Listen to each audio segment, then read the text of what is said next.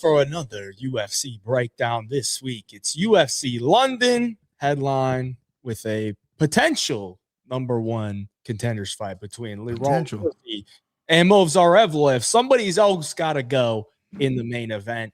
And then we got some regional talent stepping up on the rest of the card. I think it's a decent card. I would say there's a decent amount of fights that I don't really think are UFC level, but we're going to break them down nonetheless. We got 14 fights to talk about. BP, talk to me. How we feeling on this Wednesday night?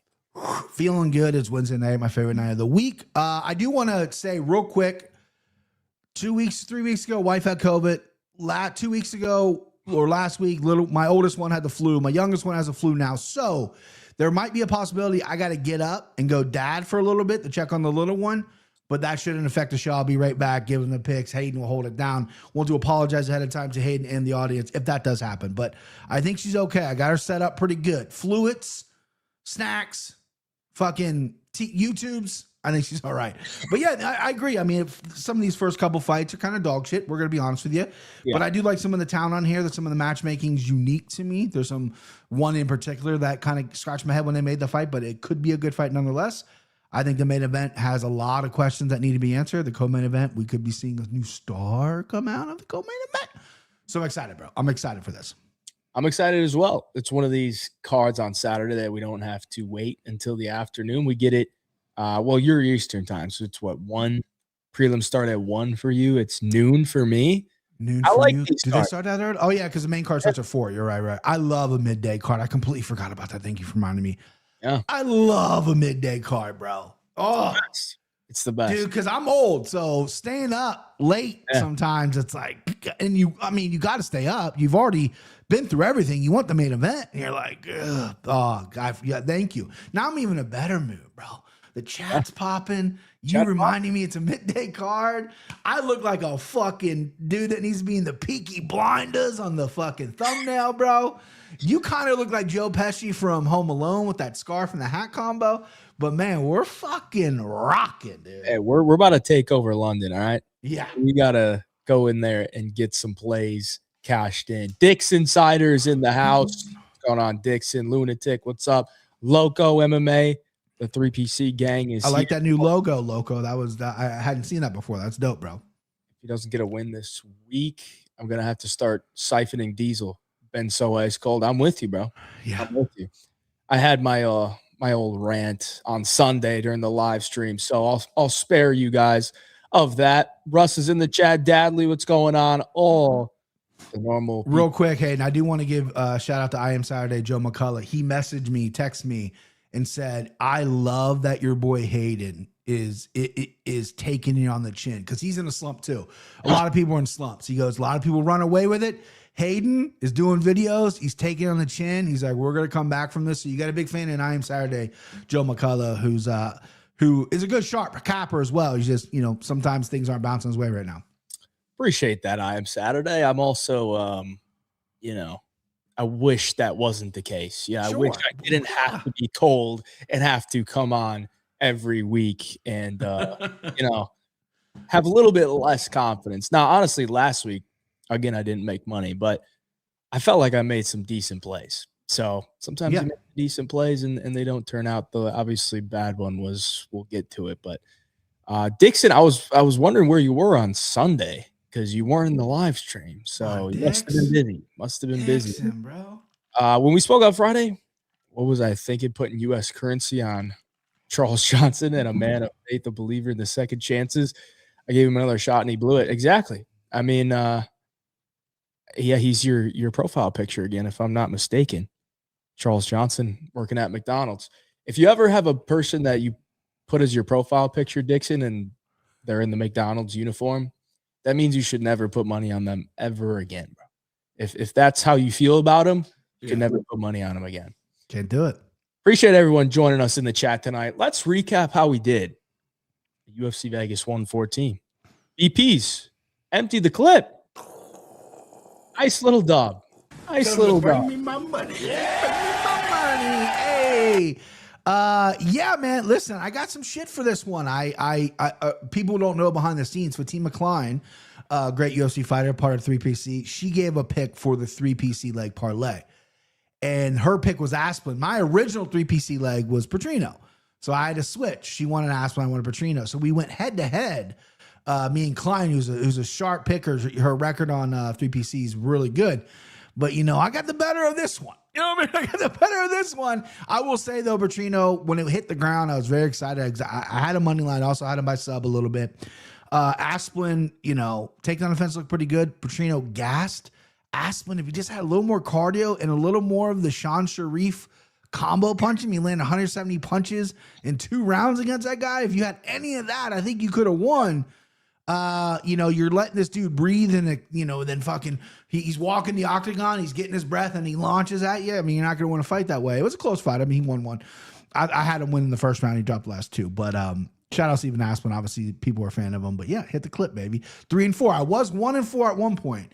Yeah. And I said I'm good. I ain't losing again. So 3-4. We're coming back, baby. We're coming back. We're starting to get hot. Looking good. Looking a lot better than me. Because oof. Mission failed. We'll get him next time. Yeah. I rode with you on this one too, bro. I rode with you on this one too. How bad this looks. I said it on Sunday on my live stream, but I said, I feel like the MMA gods took Saturday night and they said, how can we make BigJive look like the biggest idiot in the space?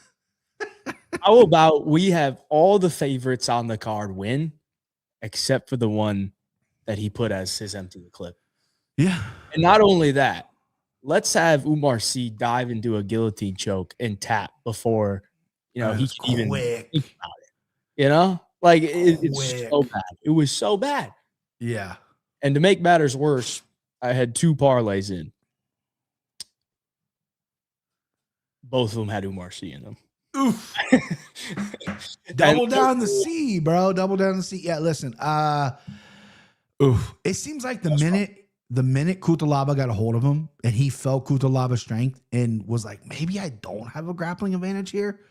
I felt like mentally he was like, I'm done. And then the minute he found his window to be out with that guillotine, I'm not gonna fight the hands. I'm not gonna belly out. I'm gonna roll a little bit and then I'm tapping in the middle of my roll, bro. Like, he's a fraud. I mean, he got fraud checked by Menefield. We thought, oh, he's a young fighter. No, I mean, Kutalaba's been around for a long time, but he ain't tapping motherfuckers like that. And if you get tapped like that, you're a fraud. You're a fraud. I don't want to see Omar C minus money ever again, unless it's against like, Austin Lane on this card or whoever the fuck else. You know what I mean? It can't be. He's a terrorist, man. He's a terrorist. Get him out of ATT. Send him back to France. All right. Can't bet on the French. Can't bet on the French. We got one Frenchman on the card. Let's check out the 3-punch parlay. Me and you, we did our jobs. Fatima tried to juice it up a little bit with an Asplin play. Ultimately, it wasn't a bad bet. Like, if you bet on Asplin. No. He fought for your dollar. He fought for your dollar. He won the first round. Yep. Honestly, when I had to do a show, so I couldn't watch the second and the third round, but I watched it again, and I thought maybe they'd give Asplin round 3 because he hurt him. It was close. Listen, holding a Pacino ticket, I was not comfortable. I wasn't spending the money already, as I like to say. Yeah. I was like, he definitely lost the first. Pacino did. He got dropped. Asplin fake mooned him, which is like, yeah, cool, yeah, jump on him though, right? Definitely won the third. And then Asplin, definitely won the second. And the third round was very close. He wobbled him a few times, but Asplin's face was just such a mess. Yeah, it was. That the judges might be like, how can we look away from this? I mean, there's a lot of damage, but very close fight. He did fight for your dollar. We could have hit a nice little juicy there. So it really wasn't a bad play for plus 220. But, again, you take a shot at me when I go empty the clip. You better not miss. I'll go against DPs. Empty the clip. He said he wasn't going to lose the rest of 2026. I'm not losing. Can't go against it. We're going to give Fatima a second chance. Yes. On in the 3-punch parlay. So stay tuned for that. BP Sicko. Oof. We don't got to do this. Chance. Yeah. And you're still up on the year. You hit the other week, but mine was also a fat doozy. So, you didn't hit one either. Damn. No, not even the C money line. I even threw him in the fucking Sicko. Sure. Yeah. Holy shit, dude. Man, rough. Well, listen, the sickos are long shots, so I'm not going to beat myself up. Yeah. You've been close all year. I hit one. You've been close all year though, but I can't really take full credit because I didn't play it. But at the end of the day, it doesn't matter if you get 1 right, 2 right.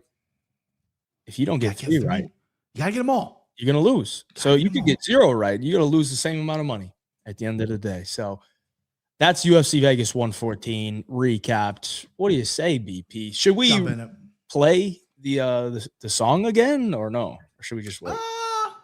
I'll put it on the audio side. We're good. Okay. I'll put it on. So if you BigJive MMA Show is on all audio platforms. So go search that up. You'll see it. If you've been listening to the MMA Takes podcast before, it's the same feed. Just obviously everything's changed over to BigJive MMA. The song will be on the audio side. Shout out to the audio listeners out there. Let's hop into the breakdown. What do you say, BP? Let's do it, bub. We're starting off with a bantamweight bout in the women's division. Melissa Mullins comes in at plus 110, taking on Luana Carolina. Luana Carolina comes in at minus 130. She is 6-4 in the UFC. Much more UFC experience. Mullins 2-2. She is coming off a loss to Daria Zhelezhnikova. Luana Carolina coming off a loss to Michelle Montague. So both ladies looking to bounce back.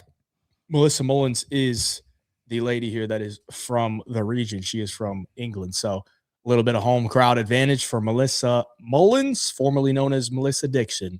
What do you think, BP? Are we going with the home crowder here to start off the night, or does Luana Dread get it done? What do you think?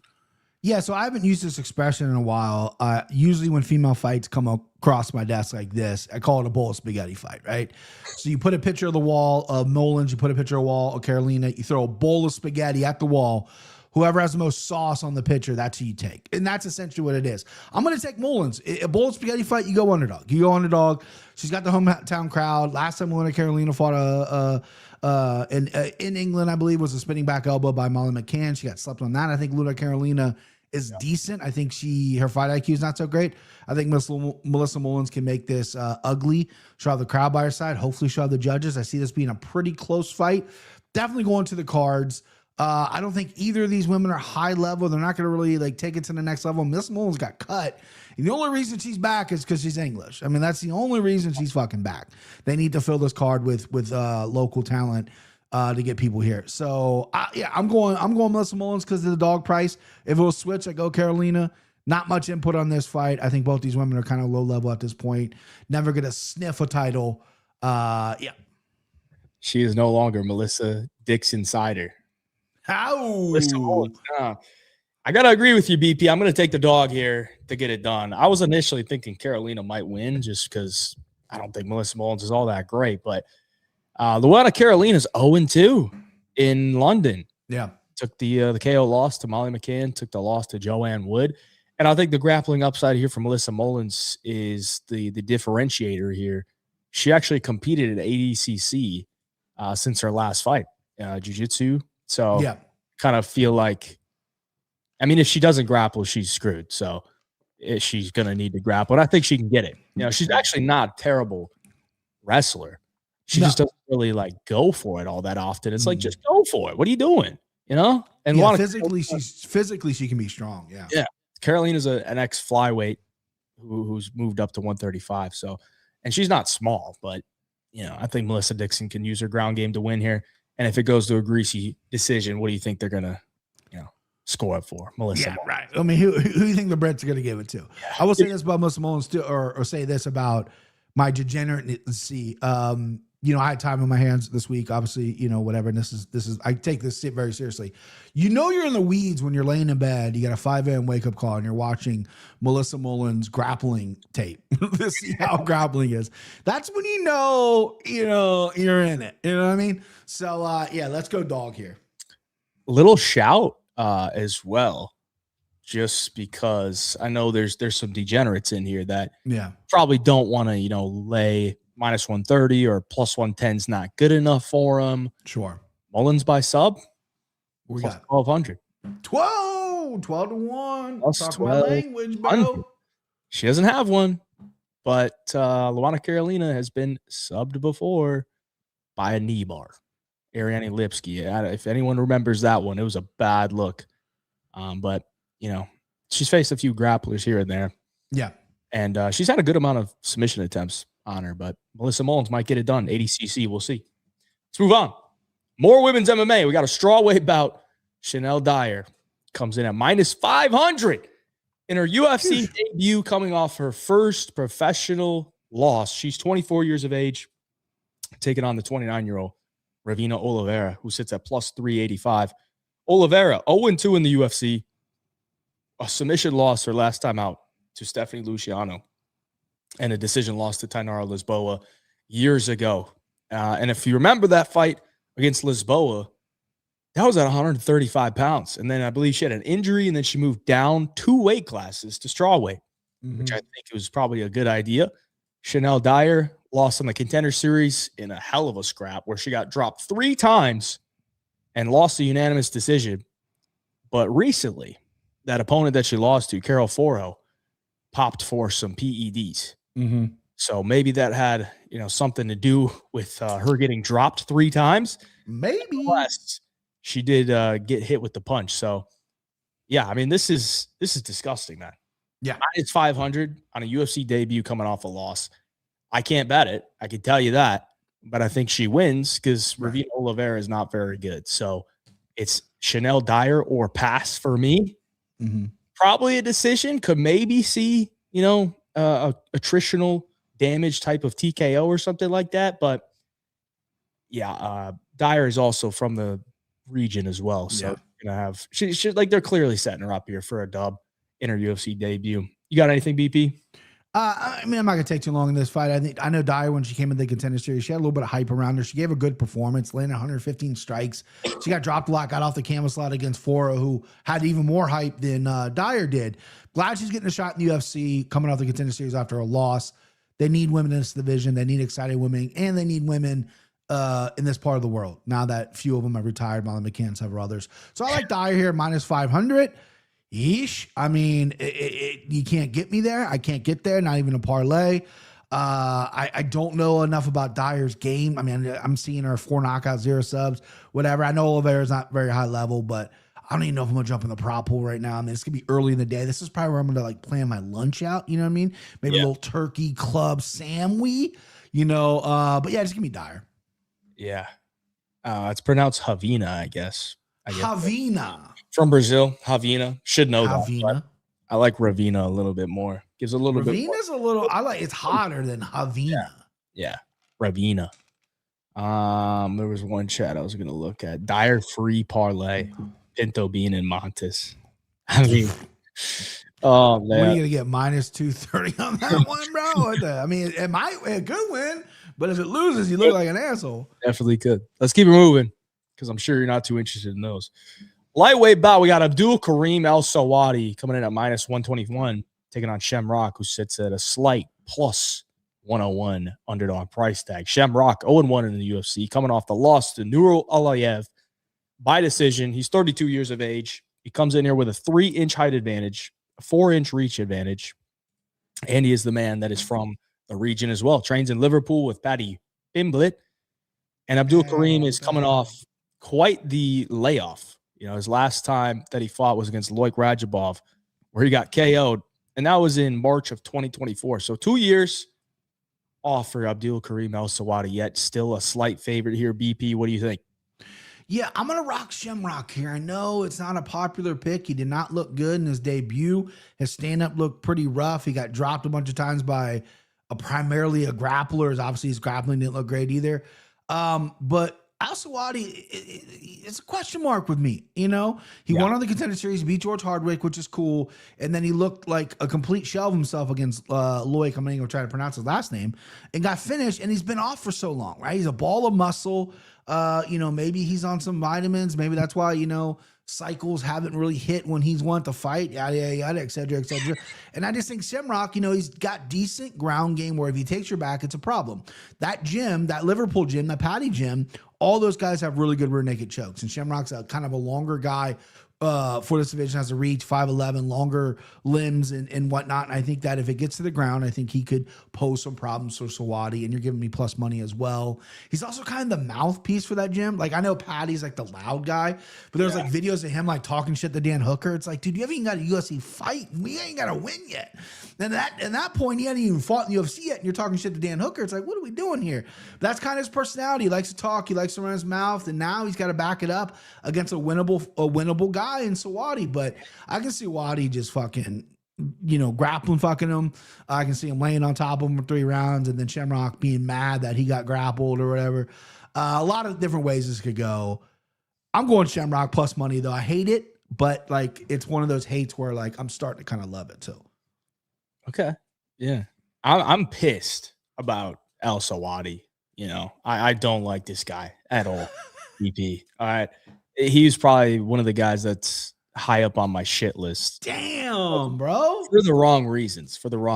Not because of the way he fights or anything, but he was supposed to fight Balaji Oki last year, February 1st. And Oki withdrew.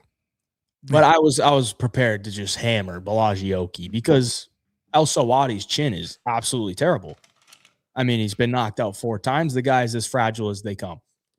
And then he was scheduled to fight Mateus Camilo last year in October, UFC 321. And I was prepared. I actually did have a big bet on Mateus Camilo because Mateus has got some big power. I thought he was going to KO him. And then El Sawadi pulls out right as I'm texting Eric Nixick, right? Eric Nixick is the corner for Mateus Camilo. Yeah. Dude, I love Camilo this week. And he texts me back. I just landed in Abu Dhabi and they say the fight's canceled. God, that's so I'm like, so dude, I had 2 beautiful spots that I think I could have made some great money against Abdul Karim Al Sawadi. And then they make this matchup. Yeah. And Shamrock don't have power. He ain't got power. He don't have power. So I will say this, though. He does have some spinning shit, right? So, I mean, if Sawadi walks into something, the guy's dumb. I guess. Got a back of hammers up here. I don't know. But no, I get you, dude. There's so many times where fights fall out, and it's like, ooh, I wanted that one. Like a missed opportunity. It really is. That like must suck for Nixick and the fighter flying all the way over there. You guys playing like, hey, you guys aren't fighting anymore. It's like, what?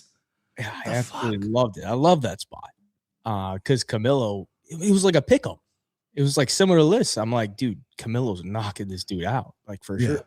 Way too physical. Like if you get a physical guy, kind of like Loic Rajabov, like he's a physical guy who can grapple a little bit. And I think that's a terrible matchup for Al Sawadi. But Al Sawadi's pulled it off against another Brit, George Hardwick, on the Contender Series. Sure did. He used his footwork. I think Sawadi's like a solid fighter, honestly. Like I think his skills are there, but he's just so fragile. So I picked Al Sawadi. I think he's the better fighter. I can't trust him though because he's so fragile.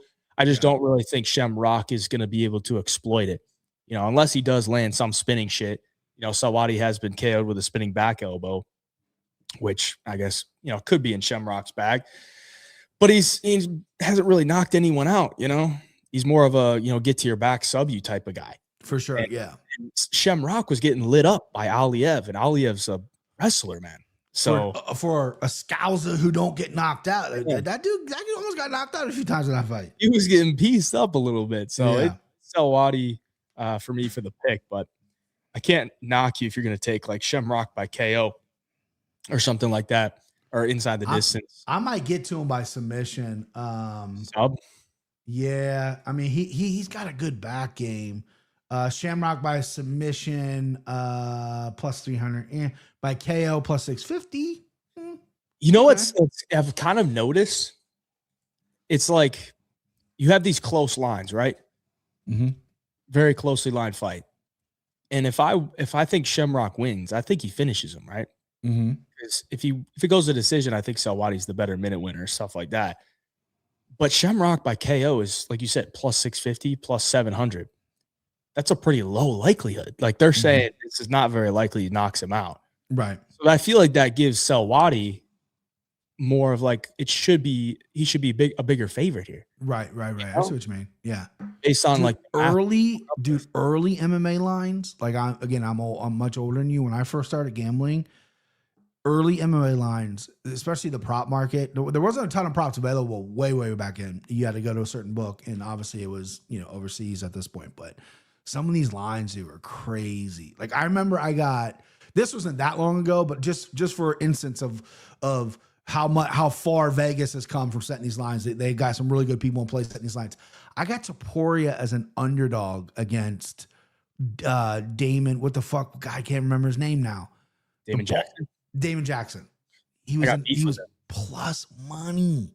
Was he? Yeah. No. Early lines. Early lines. It was like plus 120. And I go, what? Because they saw Topuria, with the law, and they saw him outside the UFC get dropped with a head kick. So they're like, maybe this guy's not all that good, dude. I'm telling you, it was even worse back in the day too. Like anytime Tito Ortiz fought, like he was always the favorite until Chuck slept him.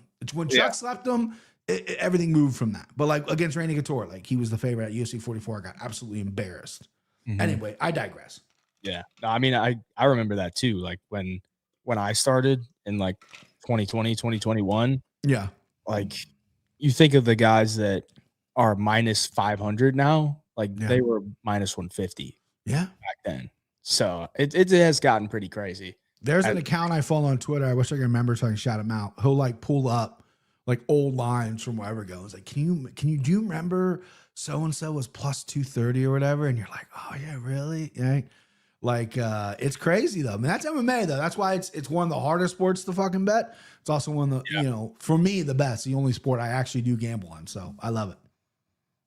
All right. We'll hit these chats. Chats. Yes, absolutely. Absolutely.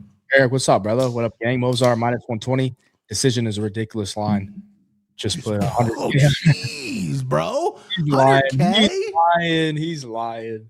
I don't even want to fucking, if we're going to unit, what I mean? It feels like you're in a locker room all over again. You couldn't even put 100K on it if you wanted to. No, you couldn't. It would take maybe 10K. Last time he was ever plus money. Yeah. I think he was referring to Topuria, yeah. Yeah. Take Miami money line tonight and shout me out next week when we cash. Hey, yeah. You just decide now. We'll see. I spent a lot of my early 20s at Miami University in Miami, Ohio. Shout out Brick Street. Shout out Brick Street. Very good stuff. I remember, Ben Roethlisberger went there and he got drafted, and that's where a lot of the rape allegations came from. And we're at a bar, and Ben Roethlisberger was there with a bunch of security, and motherfucker got booed out of the building. Really? Yeah, he came back. He had the long hair. He just won the Super Bowl. He's not married yet. He's got all his guys going up to all these chicks, bringing them back to his place, and the entire place fucking booed him, and he fucking got out of there. Wow. No love for Roethlisberger. Get out of here, Big Ben. Speaking of that, I want to clear something up in the chat as well. This has been bothering me. We'll move on to the heavyweights after this. Excuse me for derailing the show. But Hayden, you posted a video online of you working out, right? Oh, yeah. And then I saw someone accuse you of steroids or something like that, right? Because, I want to make it very clear to everyone out there. Hayden nor I are on steroids, okay? We're just a couple young jack dudes, and I won't stand for it if you just could accuse us of being on steroids, okay? We put the work in, and we're fucking jacked, okay? So enough of the fucking steroid abuse, all right? That's all I got to say. I saw that you post that. It's been on my mind. I need to clear it up.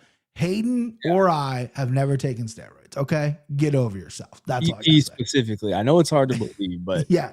Me specifically, I have not. Believe it or not, people might not believe this, but I went and got my testosterone checked like 2 years ago, or longer than that, maybe 3 years ago. I got high teen because I can't grow a beard or anything. I was like, what the fuck's going on? I don't have armpit hair, right? I'm like, is my testosterone low, right? I don't have any of the low symptoms of testosterone. Yeah. And I went to the doctor, I got a blood test. They're like, yeah, you're on the high side. I'm like, well, what the fuck's going on? That's Where's good. the face or where? It's good. They're like, it's genetics, bro. Sorry, there's nothing we can do. I'm like, must be all the full sugar Coke. Getting that test. I was this close, bro. I was at Kroger this morning.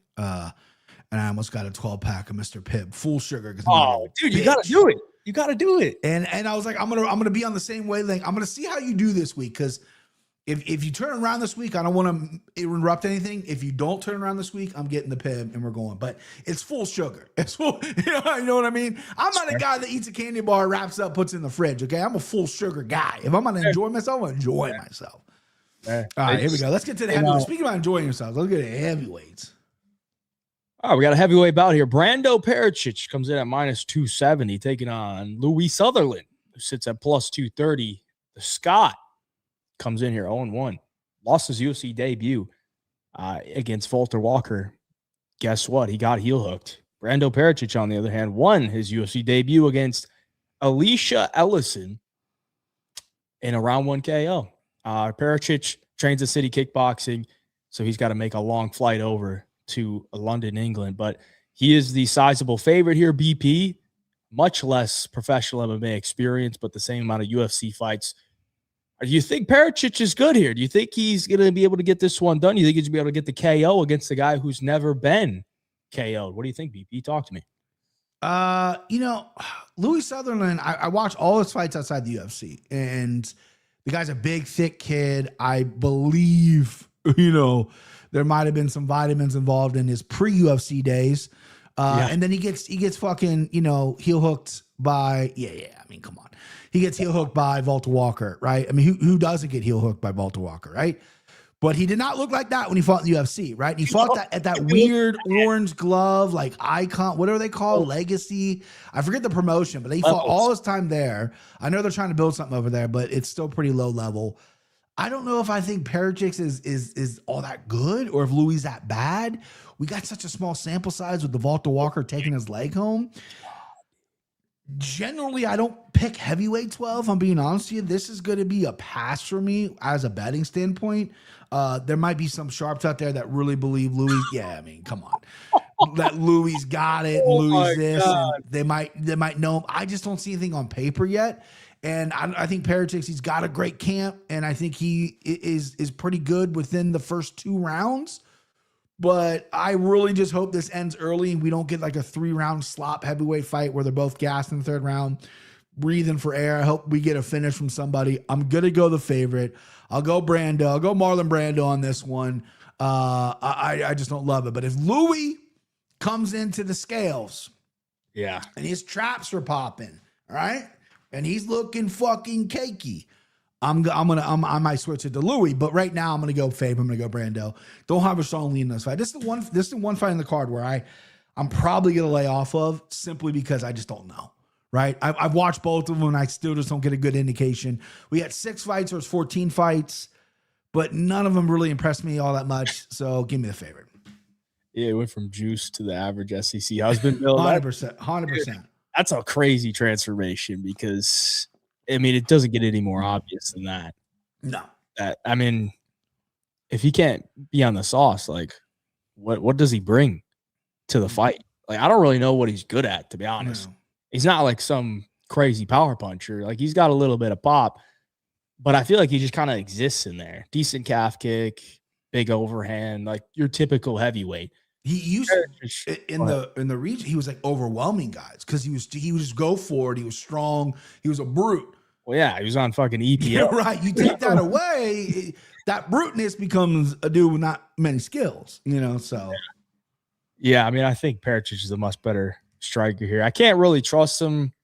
I mean, I think he's going to win, but he's got 6 fights, man. He's got 6 fights, and he beat a dude whose name is Alicia and is like a part-time cop, He just Yeah, you're not a full-time fighter. Yeah. Yeah, I mean, and he does have a loss against the only guy that, is any part of competent that he's faced. So -270. I'm not looking to get involved on Pericic, but I think he wins. Cleaner striker. And KO, him to win by KO is +135, so it's not like it's a better number, obviously, but it's not.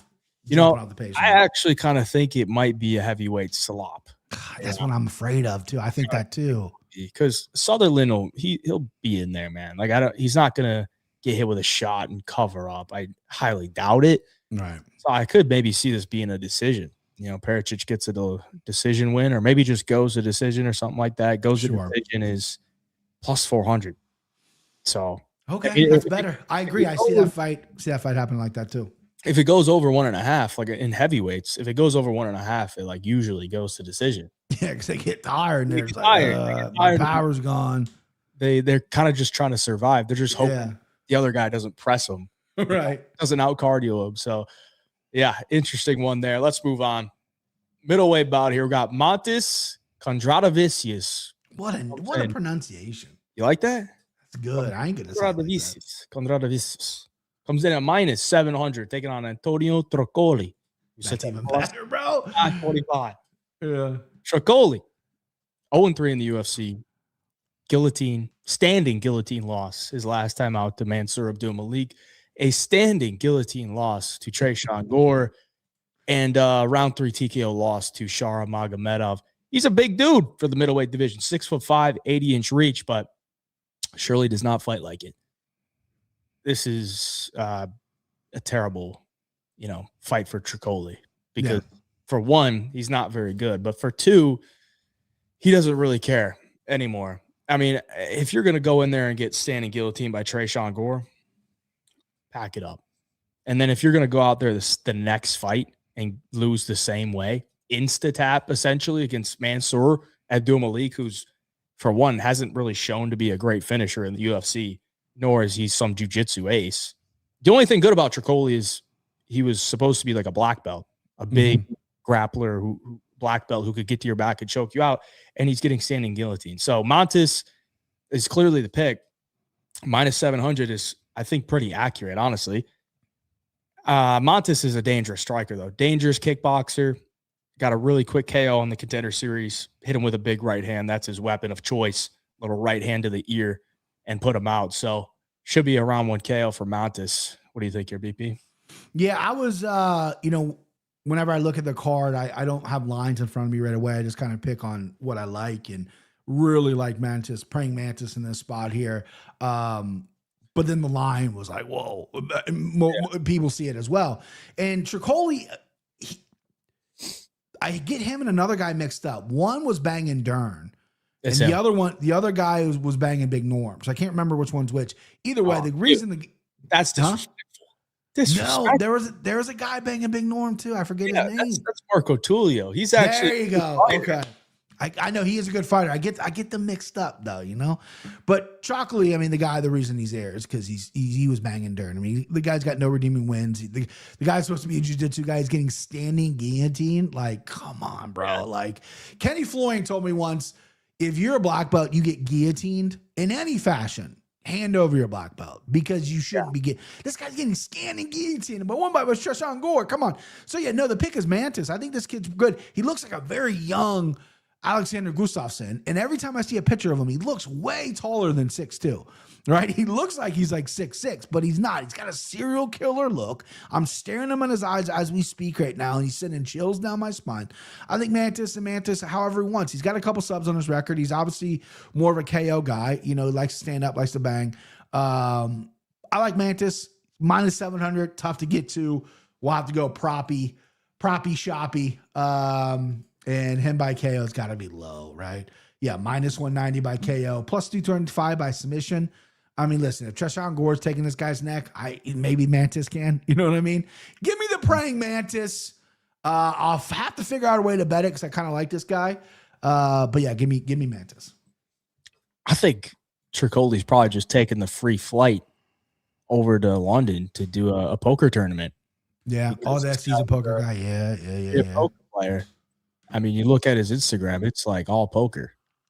He's just running the poker tables. And I think he's pretty good. He does seem like he would be a good poker player, but I think he's just showing up for a check and he's gonna go use it to buy into a poker tournament. It's a lot easier to get women when you're like, hey, I'm a professional fighter. As opposed to like, I play poker. Unless you're like to the level of like, I got fucking millies in the bank, but rest to be seen. Also helps to be 6'5". 6'5", tan, Brazilian, abbed up. Yeah, I mean, he's got a fucking body on his record of Mackenzie Dern. I mean, listen, It's like the fucking Seinfeld episode where George has a picture of his ex-girlfriend that really wasn't his ex-girlfriend, but people see how hot she is, so then he gets hot chicks, you know? That's what it does. The hot chicks flock to a guy who's been with a hot chick, right? Oh, right. He's in the club? He's initiated? Yeah. I don't care what he looks like. He's been with a hot chick. So where it works. It's the way the world works. Yes. March 23rd to the 29th. Is that poker? Championship poker. March 23rd. Yeah, 100%. This is, dude. I'm not even. This isn't getting out of round one. Then it shouldn't. He doesn't want to get fucked up too, Matt. He might tap early. Round one's minus 130. Round two's plus 210. Yeah, I mean, I'm gonna find a really creative way to bet this, and try to get plus money because I think Mantis is gonna fucking smoke this dude. Like I feel like the KO at what minus 160, 190. I bet 365. I'm sure you can get it lower elsewhere. Yeah. I see a minus 165 out there. Like I feel like that should easily hit, but the fact that this dude has gotten standing guillotine choke twice in a row. Yeah. Like if Montes touches his neck, he might just tap. He might just tap out. You know? He's not going to care. He's already planning on half the money. In his mind, he goes, half the money, 10K going to the buy-in, we're Gucci. I don't care about my bonus. Who knows? You might even just run to the sports book in London and put a bet on him to lose, and then he's got, the rest of his more. His win bonus. You never know. Who fucking knows, dude? We know what you're doing, Trockley. Fuck. Is him and Dern not together anymore? Right? Is not anymore? No, I think she got turned off after he got guillotine choked. Yeah, she's this high level black belt. She's like, Trishan Gore standing. Well, you couldn't get out of that. What the fuck? He went out on a shield against Shawar Magomedov, and then the next fight, he gets standing guillotine by Gorge. He said, "Yo, I'm out." Oh, this guy. Bro. I can't knock. I can't knock on him. He's a 6'5", good-looking Brazilian who bagged Mackenzie Dern. Fuck this guy. I'm gonna make fun of him till the fucking cows come home, bro. All right, let's move on to the heavyweights once again. Felipe Franco comes in at 600, taking on Mario Pinto, who sits at minus 900. Pinto 2-0 in the UFC, still undefeated. Wins over Jonathan Deniz and Austin Lane, who we will talk about later. And on the other side, Felipe Franco, 10-1 record. Looks pretty good, right? It looks pretty good. You dive into it a little bit. This guy is the ultimate can crusher. Mm-hmm. Every single one of his wins, all 10, come in the first round.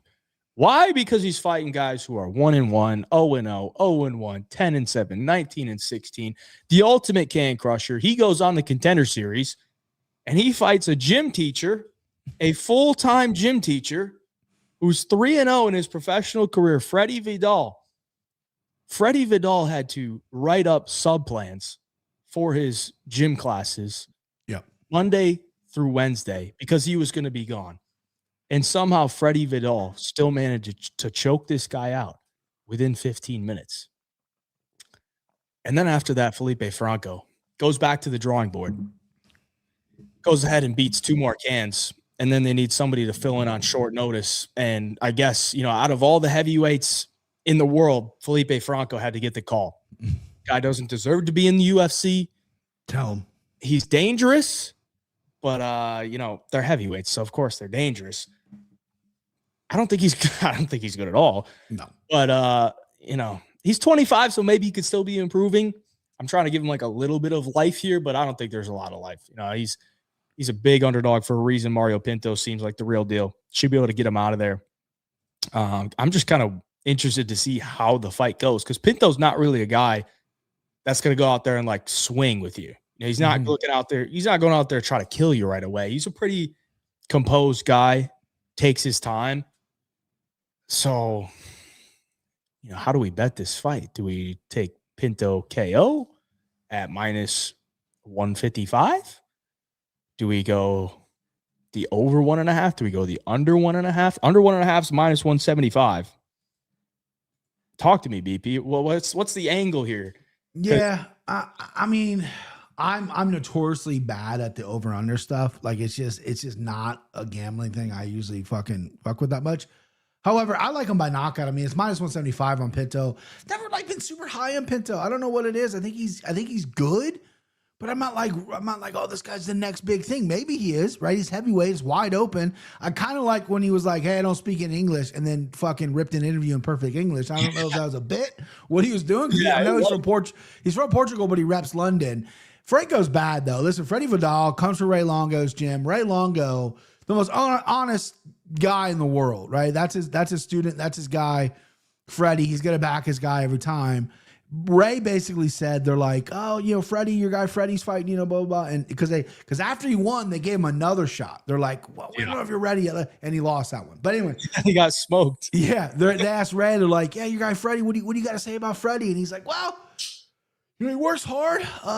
This opportunity came a little quick. But yeah, you know, he's game. He'll fight anybody. And it's like, you know, you hear his praising endorsements of Marab and Aljo and all these guys, and Freddie Vidal gets the call and Ray's like, you got the call from UFC? Really? What? That's interesting. Yeah, I just don't think Franco's all that good. If you look at his record, you look at any of his fights, it's tomato can central. I think Pinto does have a little bit of hype around him. 28 years old, 6'5", 70-inch reach. You know, as long as he continues to get better, he could be a real problem at heavyweight. I don't see it yet. Minus 900, it's tough. You got to play something like knockout, which minus 175. That could be a good parlay piece there. I mean, it's risky putting a prop in a parlay, especially minus 175. But, you know, we've done riskier. But, yeah, give me Pinto.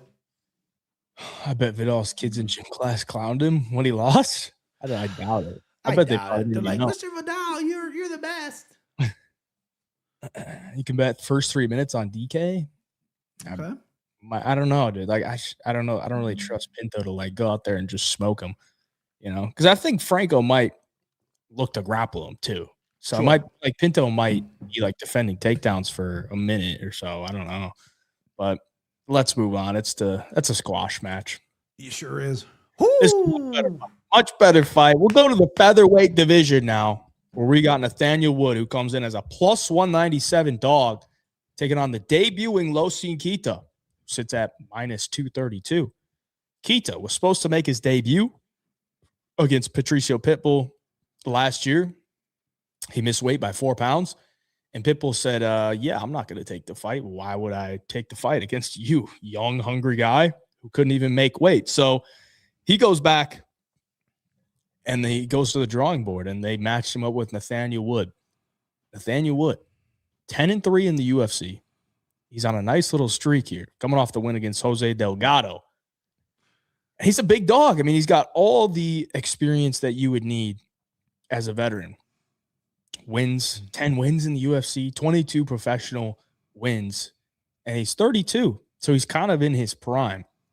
But the problem with this matchup, and why I think Kita is the sizable favorite here, because we've been seeing him getting hurt consistently, you know. Delgado hurt him in the first round. Andre Fili hurt him. And most of his fights are fairly competitive. He's not much of a finisher. Most of his wins in the UFC come by decision. But ever since he's gone up to featherweight division, a lot of these guys have a tough time dealing just with his overall skill set. You know, they call that lighter man skill. He's kind of whooping up on these guys. He does have one loss to Muhammad Naimov at 145. It was a very weird fight because there was a lot of fouls. Dude, I mean, I've looked at this so much this week, and I just can't understand why Kita is this big of a favorite. Correct. It just doesn't make sense to me. Like, sure, you could make him a slight favorite. You know, you could make him minus 125, minus 130. But minus 232 is crazy, man. It's crazy to me because, yeah, he's a freak athlete. He's fast, and he's got power. But I don't really love that against the guy that's like really good at winning minutes. Mm-hmm. Because if he doesn't land the big shot, he's not really going to be winning the fight. So I think it's dog or pass. Like I think I'm willing to look stupid taking a bet on Nathaniel Wood at plus 197. If he gets KO'd, if he dies, man. He dies. Yeah, he's got some momentum himself, and Kita's also coming off a layoff. He hasn't fought since 2024. And when I look at the guys that he's fighting, they're not bad, but they're not really all that great either. Mm-hmm. Ronald Paradiser was like he was on a roll in Octagon, but he just recently got knocked out by Kike Brito. Mateusz Lagerski, it's not bad, but he went to decision with Lagerski. Pedrig Bogdanovic, mainly a grappler, and he couldn't really grapple Keita, so he hit him with the, got him out of there in round 2 with a body shot. Like, Keita's a solid striker, man, but this is just kind of wild. And you're probably going to agree with me, but I want somebody to, like, give me a solid argument. Right. If there's anyone in the chat, like, give me a solid argument as to why Keita should be minus 232, because I can't really come up with one. Yeah, buddy, I wish I could be your devil's advocate here. I thought Keita would open maybe it would be closer to a pick 'em, but maybe a little bit of a favorite. I get it. He's got some hype. His one loss is a foot injury. It's not really a loss. It shouldn't be a loss anyway, but it is what it is. But Nathaniel Wood, this is a guy I've slept on, right? I remember putting decent amount of money on him against John Dodson, and he gets knocked out. And he got put in my graveyard. He got put in my yard where I'm like, this guy's got no chin. He's terrible. And then he went up to 145. I'm like, he's too small. He's just shutting me up left and fucking right, brother. Like, this dude knows how to, not much of a finisher, recovers well after getting hurt, but knows how to win fights. His footwork is phenomenal. His cardio is top notch. He knows how to stop takedowns. If you look at who he's losing to, he's losing the grapplers besides John Dodson. He's losing the guys that can wrestle him and win minutes against the cage. Keita's not that. Keita likes to touch the body. He's a good boxer, good striking, explosive. Defense, so questionable. Like, he does get hit. He's got a good chin, but he does get hit. Nathaniel Wood, regardless of power, can counter really well and has great hands on top of great footwork and has been in the UFC for so long, knows what it takes. I felt bad for Keita. I remember the video where he missed weight and he begged Pitbull to take the fight, and Pitbull's like, fuck no, he didn't make weight. Fuck you, right? Yeah. It's weird that it took him this long to get rebooked, but obviously they rebooked it in this part of the world, which makes sense. I'm excited to see how he looks in the UFC because I think on the where he was at, the regional promotion, I know it's not really regional, but I mean, it is. It's not the fucking show like the UFC. He looked good. He fought what he had to fight, and he fought the competition they put in front of him, and he became a star. And, typically when guys dye their hair blonde like that, the Melvin Gillards, the Kevin Randlemans, I fucking love it. I jump all over it. However, I'm done fading Nathaniel Wood. I'm done sleeping on this guy. I like Wood. I like Wood by decision, goddammit. And I don't care who knows it. I don't care. I don't give a fuck. Him by decision's what? Tell me what it is. I'm not even on the right screen. God damn it. It's like plus 370 or something. Yeah, plus 370. Yeah. Give me money line. Give me plus 370, baby. I think I think it's gonna be an entertaining fight. I think it'll be a striking battle. I think Nathaniel Wood knows how to win minutes. And again, his footwork is pretty elite here. And Keita sometimes leads a little too much to the body. If we're going to get real technical or some shit, right? He leads a little too much to the body, which can open him up. And obviously leading to the body without setting anything up top, footwork, you can slip right out and make a guy miss. I mean, look at Ronda Rousey against Holly Holm. Perfect example. I mean, Keita's not that as bad as Ronda Rousey, but, shit like that. When you just straight go to the body without setting anything up, kicks, whatever, you can look foolish with really good footwork, and that's something that Wood does. Plus 187. Yep. Don't know why Keita's that big of a favorite. I agree with you 100%. I wish I could have been a devil advocate and argued with you, and I like Keita. I want like fresh blood in featherweight, right? And this guy could be it. But I'm willing, like you said, I'm willing to look stupid going to 2-1 vet and Nathaniel Wood to win and to win in his home country as well. So Leaks says Wood gets a flying knee KO. Yeah, right. Extreme weight cook will probably affect his output in round 2 and 3. Yeah, dude. Somebody else asked when was the last time he made 145. It was December of 2023 in Octagon. He fought at 145, and then most recently 155. How much did he miss weight by the Pitbull fight? I can't remember. Was it more than a pound? 3 pounds. 3 pounds. Okay. 3 pounds. Yeah. Weighed in at 149. And this is what he looked like for that fight, for the Pitbull one. Okay. Clearly, still pretty filled out. Yeah. And I'm looking at him this week. He looks frail, man. Ooh, yeah. So he's got his weight. He ain't gonna miss weight, but he's not missing weight, but he looks frail. Yeah. Yeah. His arms are a lot longer than I thought they were too. Yeah, he's got a 72. He better dye that hair blonde because he does not have that dye that hair blonde. This might be a max play on Nathaniel Wood. If you ain't rocking the blonde hair, bro, you getting smoked. He's 5'9". He's got a 72-inch reach, so he's still going to be. Yeah, but he looks 72-inch reach isn't really all that long. I mean, I guess for this weight it is, but like that, it just puzzles me. Like, okay, where did the line open? It was Pick'em. The line opened at Pick'em, so people are betting Keita up to minus 232. I don't get it.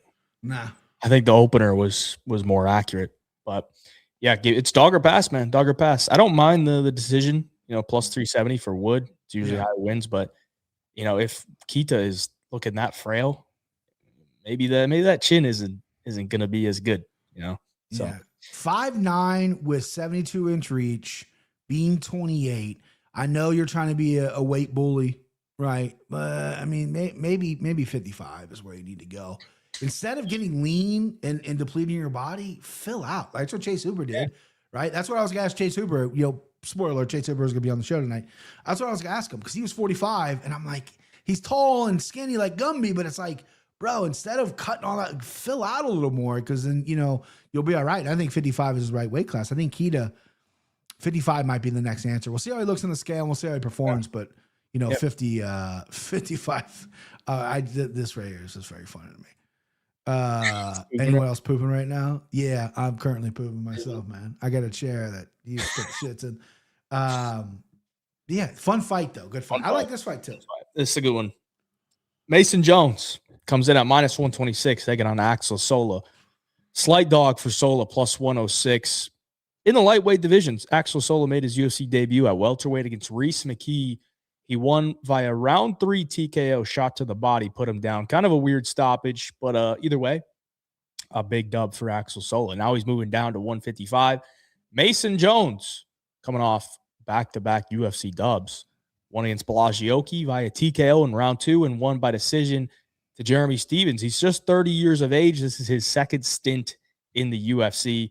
And I actually saw a video right before we hopped on here of him talking about fighting in London means a lot more to him because the last time he fought in London, he lost to Ludovic Klein in the O2 Arena. And that's, when he had to go back to the drawing board, go to the regional scene in Cage Warriors and try to make his way back to the UFC. So a lot of motivation for Mason Jones. And of course, Axel Sola wants to stay on the winning track and keep his undefeated record. It's a great fight. I think it's going to be a fun fight because mostly Mason Jones fights are always fun. He's going to push the action. He's going to get in your face. He's going to throw a lot of volume, mix in some takedowns. And Axel Sola is kind of, I don't want to say the complete opposite, but he's a lot more calculated. He's going to look to break you down as the fight goes on, maybe find a late finish or win a decision. But it's a fun one. BP, what do you think? Yeah, Sola fights like your classically trained French kickboxer, very fancy, in and out, blah, blah, blah. A lot of his stoppages come later in the fight as opposed to early in the first round. He's not like a Bruce Force guy who likes to pick his shots. Meanwhile, Mason Jones, the guy who's got a great chin on him, has been put down, can get back up, can wrestle a little bit, can grapple a little bit as well, but he's straightforward, bro. Like he's in your face. He'll touch your body and touch your head. He'll give a shot to give a shot. And I love that, dude. I love that here. I think he's just going to grind Sola. I don't know if Sola has that grind to him. I think Mason Jones has it in his head. I'm like, I got to go forward. I got to get this cute, fancy shit out of the way. Yeah, you got all this cool shit, blah, blah, blah. I'm going to push you against the cage. I'm going to touch your body. I'm going to knee your body. Maybe go for a takedown or two. Maybe not. Doesn't matter. I'm going to keep you guessing. I'm going to fuck you up within distance. I like Mason Jones a lot. I didn't think he should have been cut. I understand why he was cut. I thought maybe they should give him another shot, but it lit a fire on him because he left, won, came back, and now he's looked fantastic. I like Mason Jones big here. Mason 126. This almost was my empty the clip. I didn't pull the trigger though because I'm a pussy. Minus 126, I'm pussy, and I have respect for Sola. I think this could be a really good fight. But I'm big on Mason Jones here. I like Mason Jones at minus 126. It's a grimy, ugly fight, and I wouldn't be surprised if we get like a late finish grind time for Mason Jones. Mason Jones by KO is plus 400. You obviously will get a better number if you go extend that to round 3 at 1,500. I just think the grind's going to be too much. Give me Mason Jones. Yeah, Someone in the chat said, who? Mason Jones, old Mike Jones joke. Somebody commented on my early picks video saying that Mason Jones wasn't cut. He just chose to go back to the regional scene. Interesting. That'd be interesting. That's true. I don't know if it's accurate, but I guess me saying he got cut was a little bit triggering for him to hear. So, bro, I said someone was from Russia a few weeks ago, and I got so many people going, "It's Kyrgyzstan." Yeah, you son of a bitch. Okay, sorry. So here's an update. Shout out to Narco Cop on X. This is Axel Sola's current form. Yeah, looking pretty shredded, and that was him at 155 last year. Oh.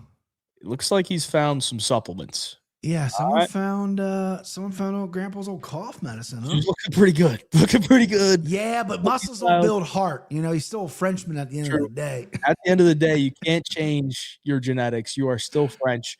Will.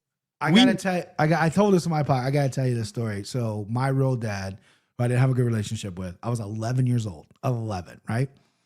He came up to me and goes, "You talking to girls yet? You like girls?" And I'm like, yeah. And he goes, "Well, our last name's French. So you tell a girl that you're French, she's going to know you're good in bed." And I'm like, at 11? I'm 11, bro. I look back at that. I was like, what? And I'm not even French. I'm fucking Scottish, you know? But he's like, tell girls that you're French and they'll know you're fucking good in bed. I'm 11 years old, dude. I had kissed a girl at that point, but I'm 11. So I never got to use that. Don't think it works, but yeah. Just imagine 11-year-old BP telling his dad, "I'm 11, bro." We're in his truck. I remember driving down River Road. He's got a little stick shift truck, and I remember him telling me that. And I remember just looking forward, going, "What the fuck's he talking about?" Like, I haven't hit puberty yet. I haven't came yet. And he was telling me, "What the fuck? All right, you're good in bed." Like, what? Yeah, you're good in bed. Tell the 11-year-old girls in fucking 5th grade you're good in bed. Unreal. Oh, that's a fucking story right there. But I didn't really give much of a breakdown, but I kind of agree with everything you said, BP. I think Mason Jones kind of breaks him down as the fight goes on. I think it's going to be close. I think it probably goes to decision. Yeah, I just trust Mason Jones to do a little bit more. I think Sola's good though. You know, I do think he's good. He's much better defensively.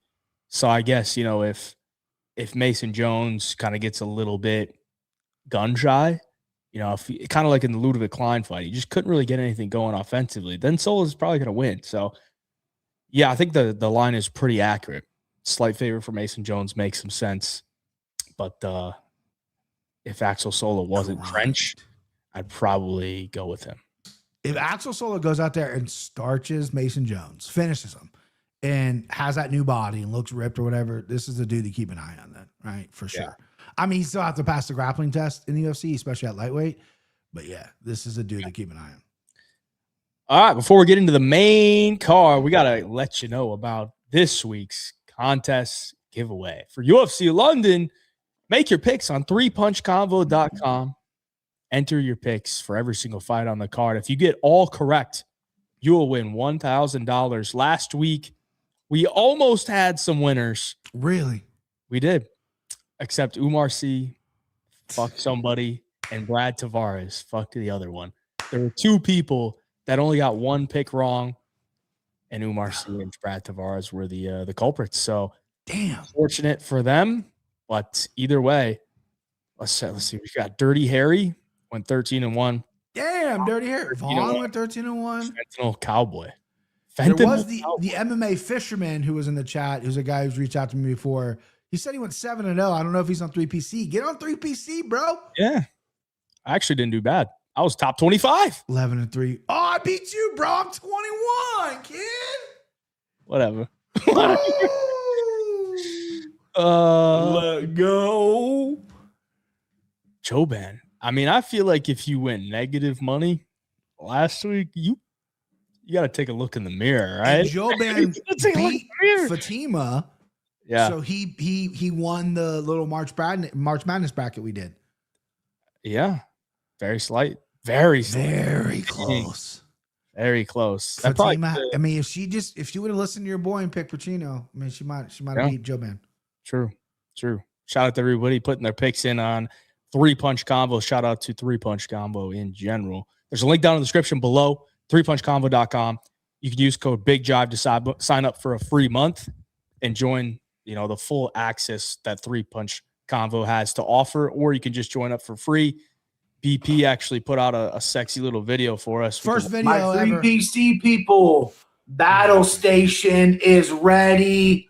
Let's fucking go. BigJive MMA Show, 7:30. I want you there. I need you there. Let's fucking go.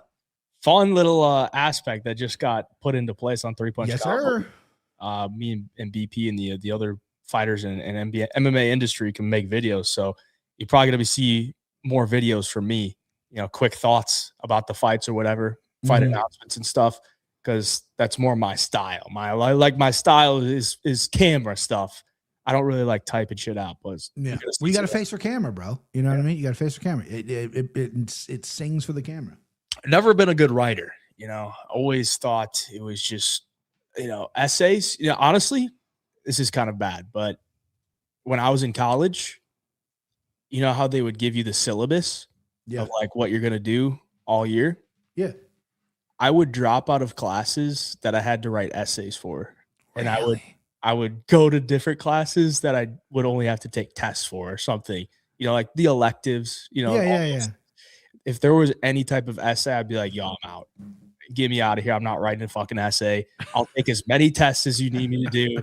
I'm not writing essays. Because I would just hate typing and writing, and it's just so stupid to me. But I was the exact opposite. Test, really? I love writing. Yeah, I'm not the best. Spell check is a heaven sent. If I didn't have spell check, I would have never graduated high school. But yeah, writing went never bad. I never cared. I preferred they always gave you extra points if you're like, hey, if you want to come up in front of the class and read your paper or read your essay or whatever, I would fucking do that every time because my shit was never good. So I had to get extra points somewhere. Yeah. And I didn't mind reading in front of people. I had a buddy who fucking, he'd rather die than public speaking. Like it's like a real thing for him.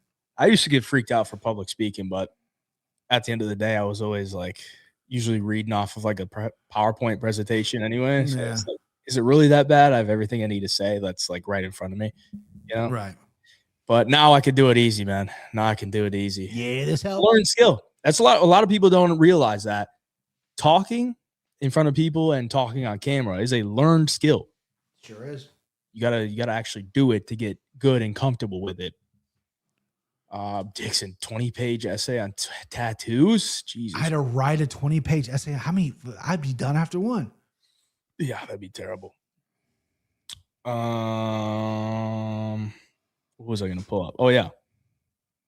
Also, on 3PC, if you want to ask Chase Hooper any questions ahead of his fight next week, we were going to have him on tonight, but it was a little bit short notice, and I didn't want to take his time, leading up towards a fight when I wasn't really that prepared to have him on. So we'll try to get him on probably after his fight at UFC Seattle. But if you got any questions for Chase Hooper in the lead up, anything, there's a thread there on Three Punch Convo. I have so many questions I got to ask him. First one, do you stand or you sit when you wipe? That's right off the rip. I got to know. That should be number one. I got to know right there. Well, we're going to have him on. We're going to have him on after his fight or eventually. And we can ask him all that stuff, and you guys can get him. Ask him if he did some gooning in the camp. We could definitely ask him. Definitely did some gooning. Get your picks in. Win $1,000 this week if you get them all correct. Let's move on to the main card. We got a featherweight bout here. We got Curtis Campbell making his UFC debut, stepping in at -235. Danny Silva, fourth fight in the UFC. He is 2-1 in the UFC, and now he is a +200 dog. Last time out, he lost a decision to Kevin Bajos, who just knocked out Josh Emmett. So that ages pretty well. Sure does. He comes in here 2 inches taller than Curtis Campbell. 4 more fights professionally. Curtis Campbell, nice little round 1 KO on the Contender Series against a pretty scary African. Big, scary African. And he took him down. I think he landed a knee to the head and that rocked him. And then he followed it up with a couple punches, got him out of there quick. This Curtis Campbell guy's 23. He's from England. And I think he's one of the better prospects that's coming out of England. But my worry here, BP, is one, I don't know that he's really fought anybody that could push him. Mm-hmm. 2, if the best part about this guy's game is his wrestling, and he's an Englishman whose best part of his game is wrestling, and he's going up against an American. When has that ever really, been a great process to him being a minus 235 favorite in his UFC debut? I think this is a little bit crazy, BP. Mm-hmm. I don't think Danny Silva's like a world beater. And I think Danny Silva kind of fights to the level of his competition a little bit. He's never going to be completely out of a fight, but he's never really going to run away with a fight. So I think the value's on the dog here in Danny Silva, plus 200.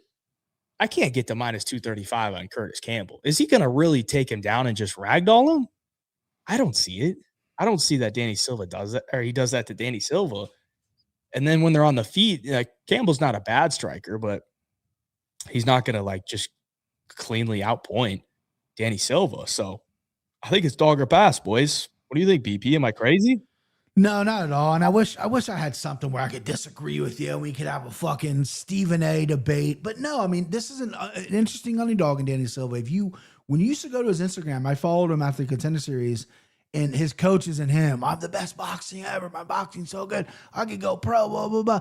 And I mean, he went on that 3-fight win streak and his boxing looked okay. There's not a lot of power there. And then he obviously dropped his last one. Curtis Campbell, this guy, he's got that dorky vibe to him that people kind of dig, right? He's got the big teeth. He's got the glasses. He's got the weird hair. And the Pink Panther's a cool nickname. He's rocking pink shorts this weekend.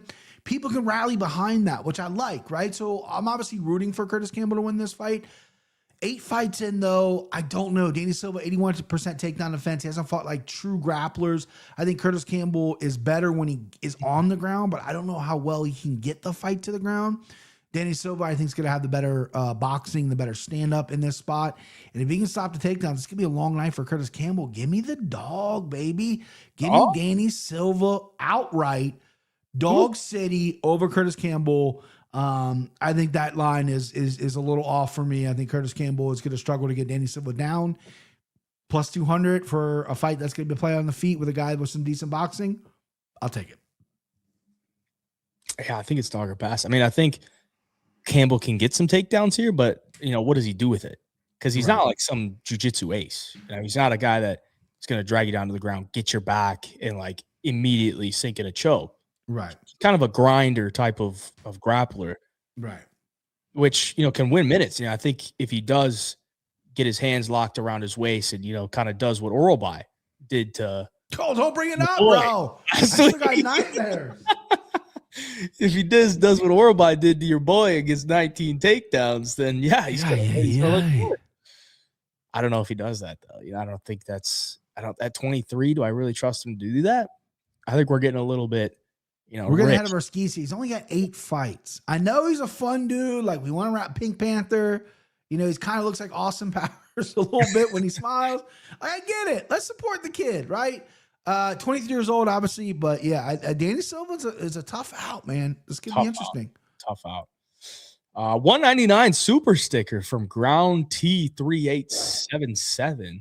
You're the man, Ground T. Thank you, 3877. And a $2 dono from Ground T. Axel Sola looked like Andrew Tate with the juiced up.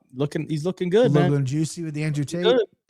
I'm not an Andrew Tate guy. I've never been I never paid much attention to him, but when he lost that boxing match, because what pisses me off more than anything is when he was saying how good of a fighter he was, and I looked him up, and I'm like, this dude fought in no real organizations. What are we talking about? And then he got absolutely mollywopped by whoever that other dude was that beat him up. Oh, I love that shit. That's the problem with combat sports. It's I'm a world champion. Bro, in what promotion, bro? Where? What promotion? Who gave you a world championship belt? I remember at Delhi Park, sorry for cutting off, they did a tough man tournament. I was 16. I wanted to enter, but you had to be 18. So some guy won, was the tough man, and they literally announced him the tough man Golden Gloves champion. So that dude has walked around for the last 20-something years telling people I'm a Golden Gloves champion. He fought in a park against other drunk slobs, but he's going to tell, so whenever people are always like, oh, he's a Golden Gloves champion. Yeah, but how did he get that? because people are just giving that out nowadays. Yeah. And the same thing with black belts. Black belts, there are so many fucking levels now. It's absolutely insane. BP over 2.5 stories cashes. I got stories for days, peanut butter. I got stories for days. All right, let's move on. Middleweight bout here. We got Roman Dolidze coming in at plus 385, taking on Christian Leroy Duncan, who sits at minus 500. CLD coming off the best performance of his career. Against Marco Tulio, knocked him out in round 2, hit him with a spinning back fist, followed it up with a nice right hand, put him out cold. On the other hand, Roman Dolidze probably coming off the worst performance of his career against Anthony Hernandez, where he just got absolutely ran through, man, just like tormented in the cage. And it wouldn't shock me, at 37 years of age, if Dolidze starts to go on a little bit of a spiral here. And I think the books are kind of agreeing with me in that sentiment. But at the same time, CLD minus 500, man. Like this is getting crazy, man. This is getting crazy. Dolidze has clearly fought the better level of competition. I mean, CLD, it did have a great performance in his last time out, but you look at who else he's beating. Eric Anders? Yeah. Andre Pulayev? Claudio Ribeiro? Dennis Tululin? Yeah. Dusko? Like, come on, man. Like, okay, if he had just beaten, I mean, even if he looked good against Gregory Rodriguez, maybe minus 500. Maybe. Yeah. But I think it's a bit rich, man. It's a bit rich. I like him. I think he's good. And I think he wins. But Dolidze has sprung a lot of upsets in the past, and he's kind of a guy that if he gets you, I mean, you're gonna get fucked up. Kyle Dawkins got his fucking face broke from a knee on the clinch. Phil Hawes got his knee torn apart and then KO'd, and then Jack Hermanson got twisted into a pretzel and TKO'd. Yeah. I think CLD probably outpoints him here. Dolidze historically has been extremely durable. At 37. Don't love that, for his durability, but he's got a brick head, man. He's got a brick head. I remember Evloev sniping him in round 1, and I thought he was going to be out of there, but still managed to make it the full distance 5 rounds after getting sparked in round 1. So I kind of think CLD gets a decision here. What do you think, BP? Yeah, I like Dolidze. Plus 385 is, I think that's crazy. I think CLD's a talented guy, but if you crowd him, you take away some of his footwork, some of his spinning attacks. He plays against the cage a lot. Robocop got 4 takedowns against him. Dolidze is a big, powerful dude. He's fucking massive for middleweight, dude. He's a big, strong guy with a goddamn hairy chest that had a horrible performance. And I know, listen, every fighter comes into fights with something. A lot of reports out there that Dolidze was like on his deathbed for the fluffy fight. Just was not himself, had a ton of stuff going on. And it should not be forgotten that Dolidze also just straight stole someone's wife from them, right? Yeah. Jimmy Bays didn't even see it coming. And that dick made her retire and have kids and live in Georgia, not the state, the country, right? So this guy's got something to him, right? And I just think, he's going to rebound well here. 37, hittable, scares me a little bit. Is he past his prime, whatever? The one thing I love, right, is he has no submission wins in the UFC. None, right? In his earlier fights, he would look at his corner when he would get a heel hook. He's like, you want me to go for it? Yeah. Like, he was so confident with his leg lock game, and he's never got a submission in the UFC. Could this be the first submission? Christian Leroy Duncan, obviously known for his striking. Takedown offense is okay. His get-up game is even better. But Dolidze's a big, strong dude, and plus 385, I'm going to roll the dice here. Right? 37 isn't super old, especially for middleweight. I think he'll probably end his career at light heavyweight at some point. But, yeah, give me Roman Dolidze. Give me him probably by decision. I think he'll just outgrind him here. I don't see a finish happening. But what is him by sub? Because he doesn't have one in the UFC. And if it's something crazy, I would like to be on the right side of history. Dolidze by sub 950. If it was 10-1, I'd play it. I might still play it. Fuck it, right? Give me Roman Dolidze. Dolidze by sub is interesting. I definitely have lost some money on Dolidze by sub in the past. So, bro, his first couple fights, he was so confident with the leg lock. You would do it. He's talking to his corner. And he never got it. And I'm like, oh, this dude's gonna get it. He's gonna be the next, I thought he would be Volta Walker before Volta Walker became Volta Walker. Yeah. And then the dude just started knocking people out and started having fun with his hands and knees and shit. And he's like, oh, fuck it. I want to say something for the chat here. Say it for the chat, man. I don't know if I'm the right messenger for this, considering how I've been doing this year, but yeah, let me just say this. Everyone in the chat here, we're realistic, me and BP, right? We've been doing this for a while on camera, making bets or whatever. And this year has not started off well for me. I'm usually a dog better. If I'm going to bet a money line, I want to play the dogs. Sure. If not, I'm going to play the props. Here and there, I'll bet on some favorites or whatever. Welterweight Wagers put out this tweet, X post, whatever. In 2026, if you blind bet every favorite to win 1 unit at close, you would be up 20 units. Yeah, you'd be up 20 units. Every favorite. So the favorites have been rolling in 2026. If you blind bet every dog staking 1 unit, you'd be close to down 30 units. And this has been a common theme throughout this card and a lot of cards recently. Big favorites that we're saying they shouldn't be this big of a favorite, but they probably win, right? Yeah. And if you just look at the most recent cards, Jose Delgado was minus 500 last week. Won a split it out. Squeaked it out. A money line bet on Jose Delgado at minus 500 in a parlay. You got lucky. The week before that, Dante Johnson, split decision. He's minus 800. You got lucky. Extremely lucky. The week before that, Edgar Shira, split decision. He was like minus 350. You got lucky. The week before that, Strickland Hernandez, John Paul, split decision, minus 220, minus 250. You got lucky. He's the luck of the Irish. Week before that. I don't know if I can come up with that one. Oh, yeah. Fareed Bashrap. You got lucky. He was like minus 300. Yeah. Split decision. I thought he lost that fight. Even if you put Javid Bashrap in there, yeah, it was a close fight. He was like minus 800. You got lucky. So what I'm trying to say here is this week, there's a lot of big favorites. Minus 500, minus 700, minus 800. You don't need to bet them, bro. You don't need to bet them. You don't need to throw them in your parlay just because you think they're going to win. Because eventually that post that I just showed you, eventually that's going to switch around.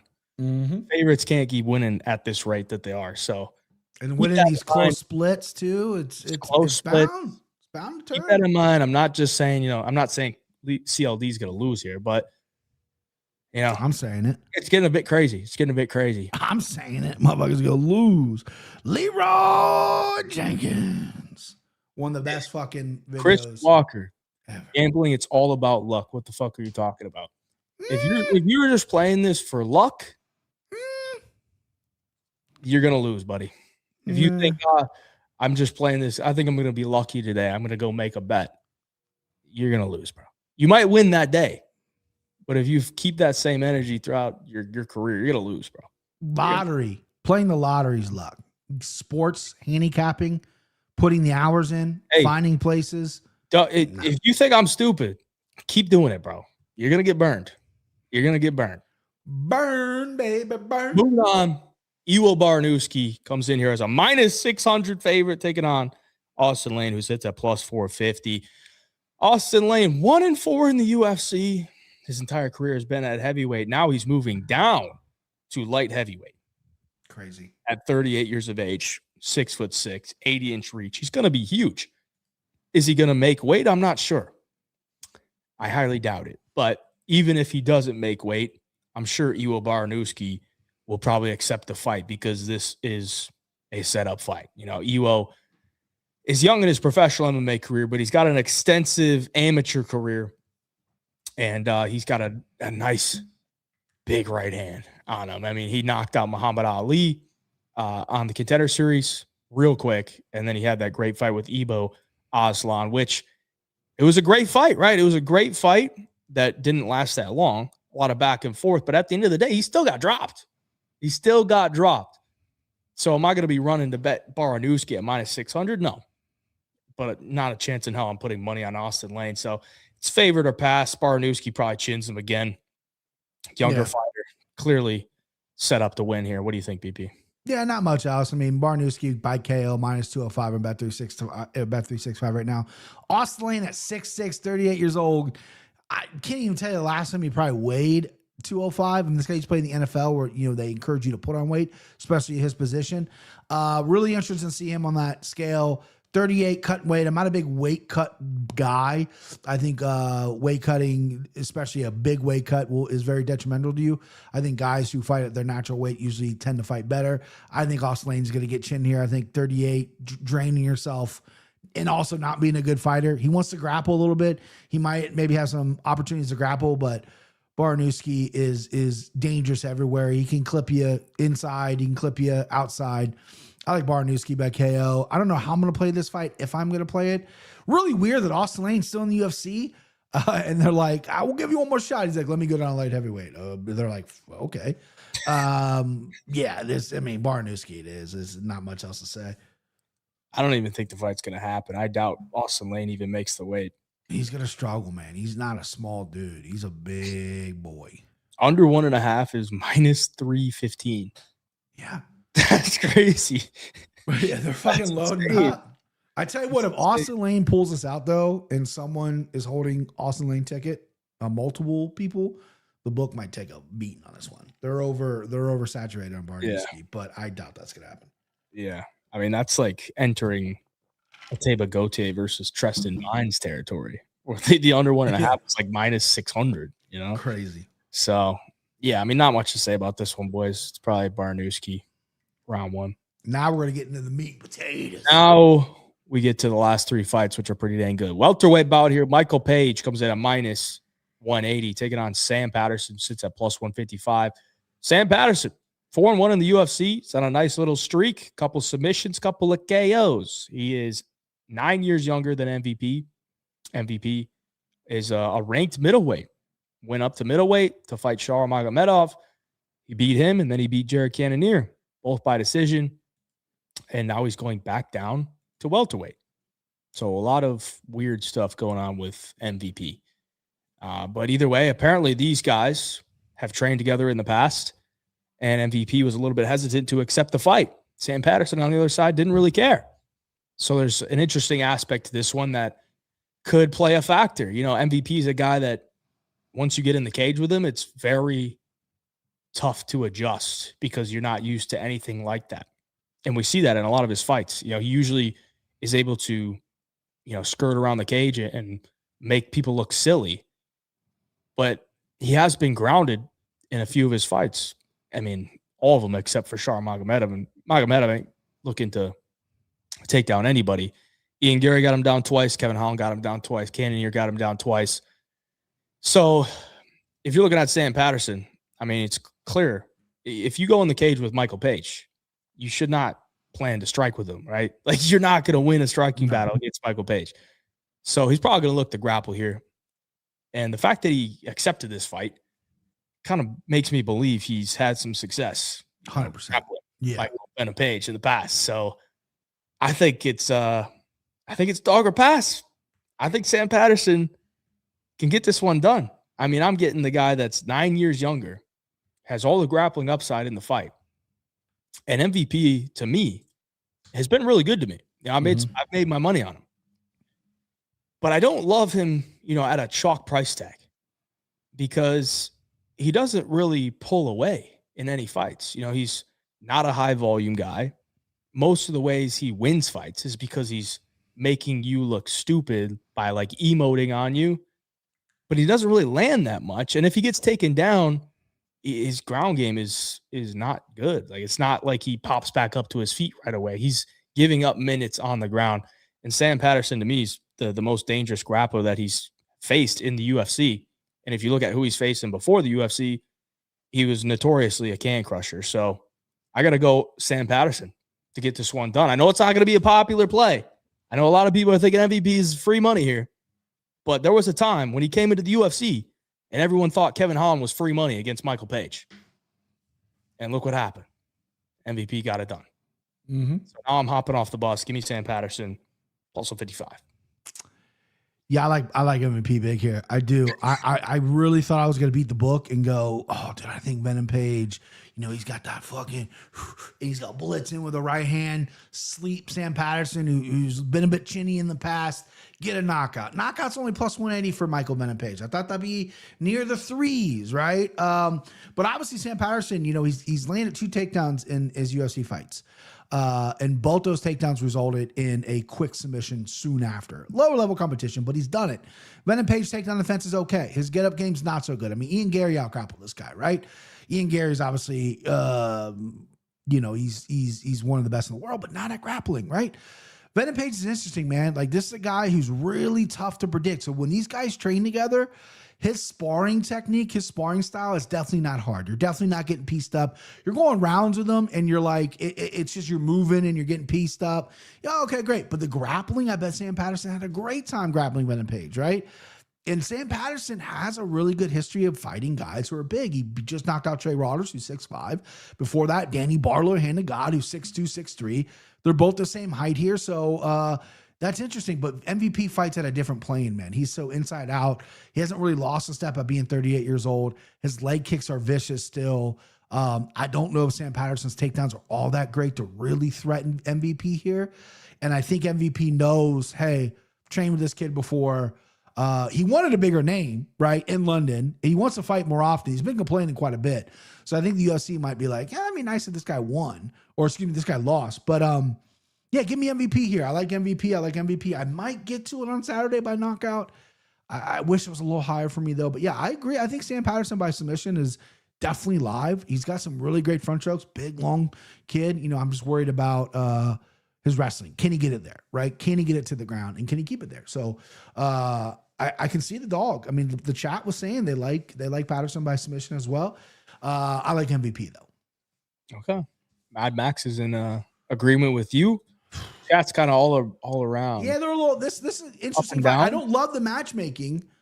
I don't think either of these guys loved it either. And I think Venom Page fought 2 fights at 185. Was like, give me a big name 185 in London. They're like, oh, how about a guy you've trained with at 170 in London? He's like, oh fuck, okay. Tyler says it's his biggest play ever on MVP this weekend. He's nervous. Can't lie. Sam Patterson, no slouch. Yeah, I mean, Dixon said something about fight going the distance, and I kind of agree, dude. Like, yeah, if Page is gonna knock him out, he's gonna have to like flatline him because it's gonna have to be a fucking quick right hand, a sprint in, a dart in, his little crash in that he does. He doesn't like follow up. He dropped. I mean, it's not official knockdown, but like he fucking here, and then he just fucking shimmies. It's like, dude, that's what he does. What are you doing, dude? Go try to finish the fight. MVP will get his first finish. Big knee up the middle incoming. Ooh, Seth White predicting the future. If he does KO him, I think it would be like a knee up Could the middle. Be. Yeah.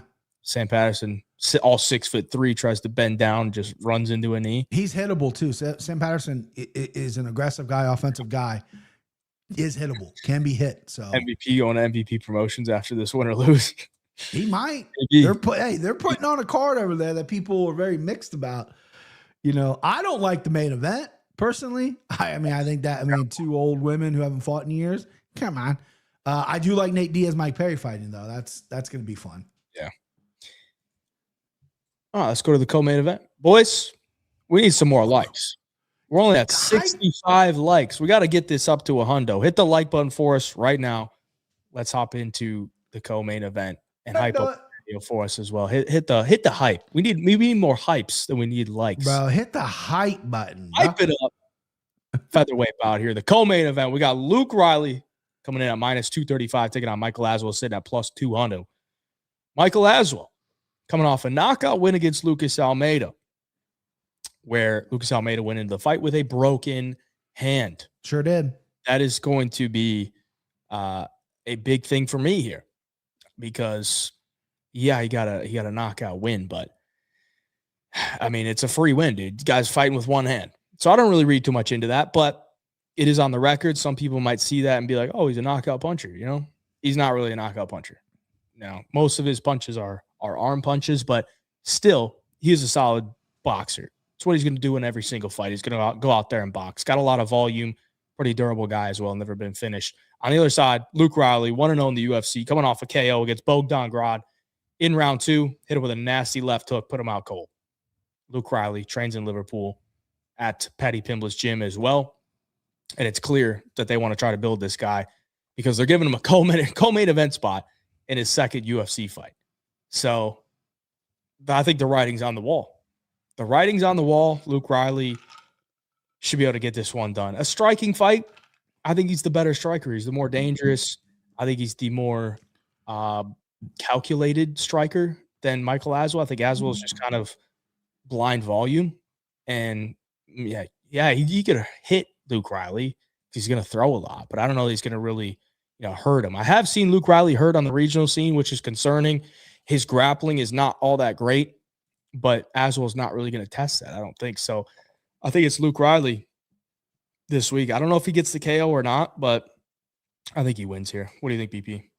Yeah, I'm all over Luke Riley. I tend to fall for the googly eyes, or I get the googly eyes from the new guys. Luke Riley's a guy I paid attention on the regional scene and was like, I like this dude. He's nails in there, right? He's blood and guts. He'll get hurt. He'll come back. He's got a crazy power. Really weak on the takedown game. And the first round against Bogdan Grad was not great. Bogdan Grad did that for 3 rounds. Luke Riley would be sitting here at 0-1. Like, he really had no stopping it, right? His takedown offense is bad. He'll get up, but it's not great. Aswell is going to just strike with him. This is a boxing fair. Aswell landed 155 strikes against Bogdan Grad in the Contender Series debut, lost that fight by split. And then Balaji Oki, who just got kind of exposed as a fraud. He was a huge underdog in that fight. Put up a good fight, lost a decision in that fight, but put up a good fight in that one. But Oki has been proven to be kind of a dud, right? And then he beat Almeida, who's a chump with a broken hand. So Aswell, Texas boy, coming in here, wanting to stand up, wanting to strike with Luke Riley, which Luke Riley's bread and butter. Luke Riley, I don't think is the most technical guy in the world, but you don't need to be super clean. I think he's technical, man. But he's not like, well, this is a compliment though. He's not like your cookie cutter guy who, because his left hook comes from different angles, a la Poatan Paeta, this kid has some super power, and that is where it comes from, is that unorthodox kind of stuff. If you watch Rich Franklin fight years ago, that dude, it was wild, but when he landed on you, it was money. Like, he could hurt you and put you out.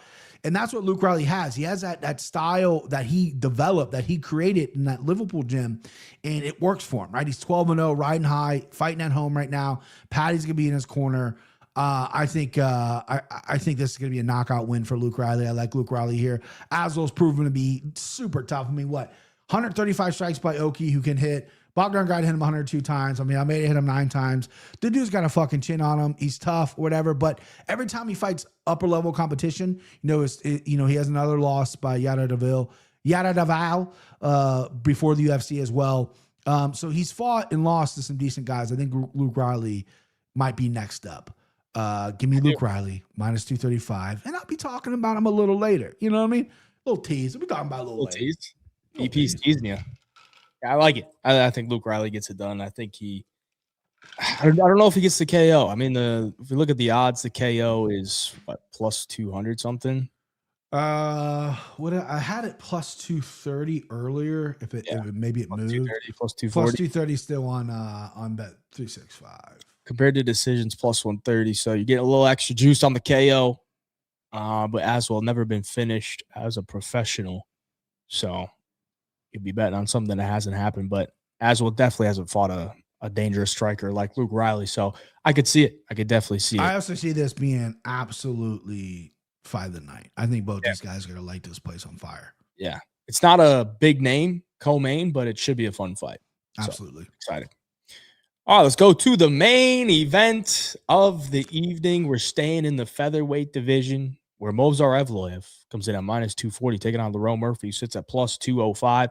Both men undefeated. Both men have 9 wins in the UFC. 1 draw for Lerone Murphy. Both guys 5-0 in their last 5. 34 years of age for Lerone Murphy, coming off a big spinning back elbow KO against Aaron Pico, the man that was supposed to face Movsar Evloev, but Evloev had to pull out.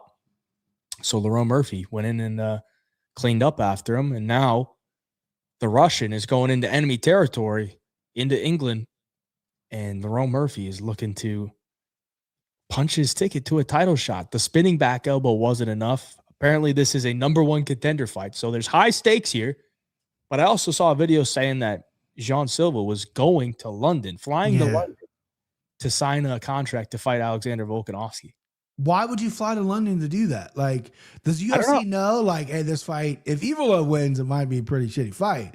But if Murphy knocks out Movsar Evloev, Murphy gets the shot. I mean, what are we even doing? Yeah. It was a weird. I saw that too. I'm like, why would he fly to London? Wouldn't he fly to Australia? I mean, I don't know. Well, I don't know. I have no idea why he would fly to London to sign a contract to fight Volkanovski. Contracts are done online, dude. You do it through your email. I don't know why you're flying to London for, bro. If he was flying to London to like face the winner of this, then that makes sense. You get a little stare down in, a little bark action in. Woof, woof. Yeah. I don't know. Maybe if Evloev wins and it's boring, like they're gonna pan to Jean Silva.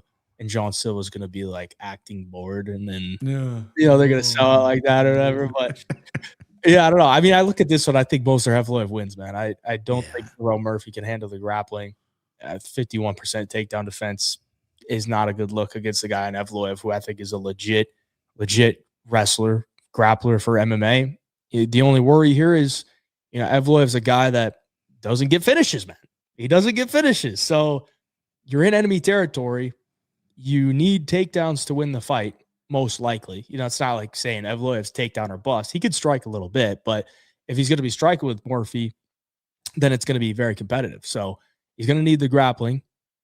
And, maybe the judges aren't going to score the grappling very much. If he gets the takedowns but doesn't do anything with it, then they might not score it. So, I think Evloev wins. I think he wins the decision, but I'm not running to bet it. I might try to bet like fight goes the distance or something like that. But there was one thing I wanted to shout out for Evloev. Hasn't gotten a finish in the UFC. But when he was in M1, he had the long run in M1. Yeah. He did get a few finishes, man. Got a few finishes. Sub Sergey Morozov, who's not a terrible fighter, pretty decent actually. And that was a 5-round main event, and he got it done. And he got a 5th round TKO against Rafael Diaz. So maybe he's a 5-round fighter. Maybe in round 4 and 5, that's when he starts to cook people. Yeah. Maybe it is, because he's only been in 3-round fights in the UFC. So the round 4 and 5 could maybe be interesting for a little sprinkle on Evloev. We got to check out the numbers for that. But what do you think here, BP? Yeah, it's so funny you brought up M1, because when I first started tape studying Movsar and then Nate the Train, those guys at the time were like the M1 rivals. Like they were up, went down a weight class. That was like the super fight M1. Nate the Train versus Evloev. I'm running to the window to bet Evloev. I think we've seen it enough in the MMA recently.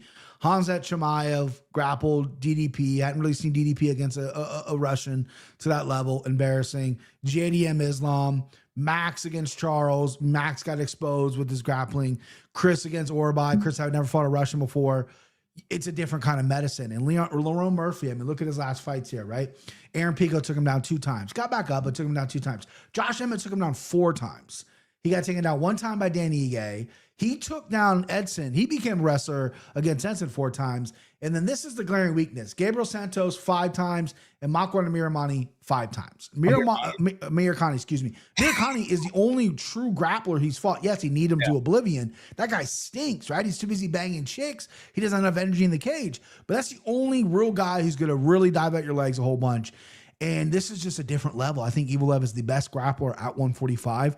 Is it boring? Yes. Do I want to watch him fight? No. I think he needs to go out there and get a fucking finish. I hope he gets a finish in 4 or 5, gets a submission, something to shut people up, let him fight Volkanovski. The UFC doesn't want this guy to be champion, right? He's battled injuries. He has no personality. He's boring, right? They don't want another Russian UFC champion, but you got to go out there. You got to, 20-0 with finishing Lerone Murphy. That's hard to deny. So I like Evloev here. This is a big bet for me. The past couple weeks or 2 weeks ago, I put all my winnings on Max Holloway. That failed me. Last week, I put all my winnings on Bajejos, which helped me, gave me a plus money in the win column that night. So this is going to be a similar situation. If I'm up on the night, I'm going all in, chips to the middle, Evloev. I think he wins by decision, but I would love to see a finish. I just think his grappling is too much. And by the way, I saw it in the chat. He's looking fucking jacked. I mean, his back, dude, golly. He was already shredded. He's looking enormous. That's a strong dude. And Lerone Murphy's takedown offense isn't great. He gets up well.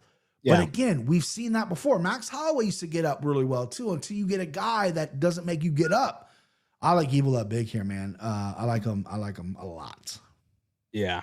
Yeah, my worry with that is Murphy is good at getting up, you know? So if Evloev can't do anything with the takedowns, then they might just throw it out. Like, sure. They might just not score. You know? And one last thing about Murphy I meant to mention, his knee in close to the chest or the chin is really good, and he's really good spinning in tight as well. That elbow he hit Aaron Pico with, Aaron Pico kept marching forward, and Aaron Pico does have a chin problem, but that elbow would have knocked out anybody. It was a small spin against the cage. Very, very impressive stuff by Lerone Murphy. Evloev's got to mind his P's and Q's for sure. I think Lerone Murphy's a high-level guy. I just think Evloev is a problem matchup for pretty much anybody. I said this on my early picks video, but Lerone's two knockouts, most recent knockouts, are a knee against Mirkani and a spinning back elbow against Pico. Yeah. I was like, maybe he's a Melky Costa. Maybe he can just head kick everybody and then get to the title. Maybe he's that guy. Because I said Melky wouldn't land another head kick against Ige, but he still managed to do it. This time it was just a spinning back right to his goddamn face, bro, because shattered his nose. Maybe he lands a spinning back kick to the dome. Make no mistake about it. I'm going to root for Evloev because I'm going to have money on him. But if as a fan of UFC, as a fan of the sport, as a fan of where I want this division to go, because let's face it, Volkanovski's got about one left in him, right? Murphy's the guy you want to go with, right? It's not Evloev. Murphy's the guy. If Murphy knocks out most of Evloev, depending on the contract situation, bro, I swear they'll cut him. They'll fucking see ya. I don't think they want anything to do with this guy, but well, maybe that's just my opinion. No. What about referee separations? Is that not a factor? I don't know. I guess it could. If we remember, if you get old Mark Goddard in there. If you remember, come on. Usman versus Leon. Yeah. Remember those ref separations? The separation led to the head kick, bro. Well, that one, but I'm talking about the one in London. Oh, yeah. Those, but Edwards was also cheating his ass off, grabbing the cage and shit. So, yeah, interesting one. I think it's Evloev. Those cheeky Brits. All right, now it's time to go to the segments you've all been waiting for.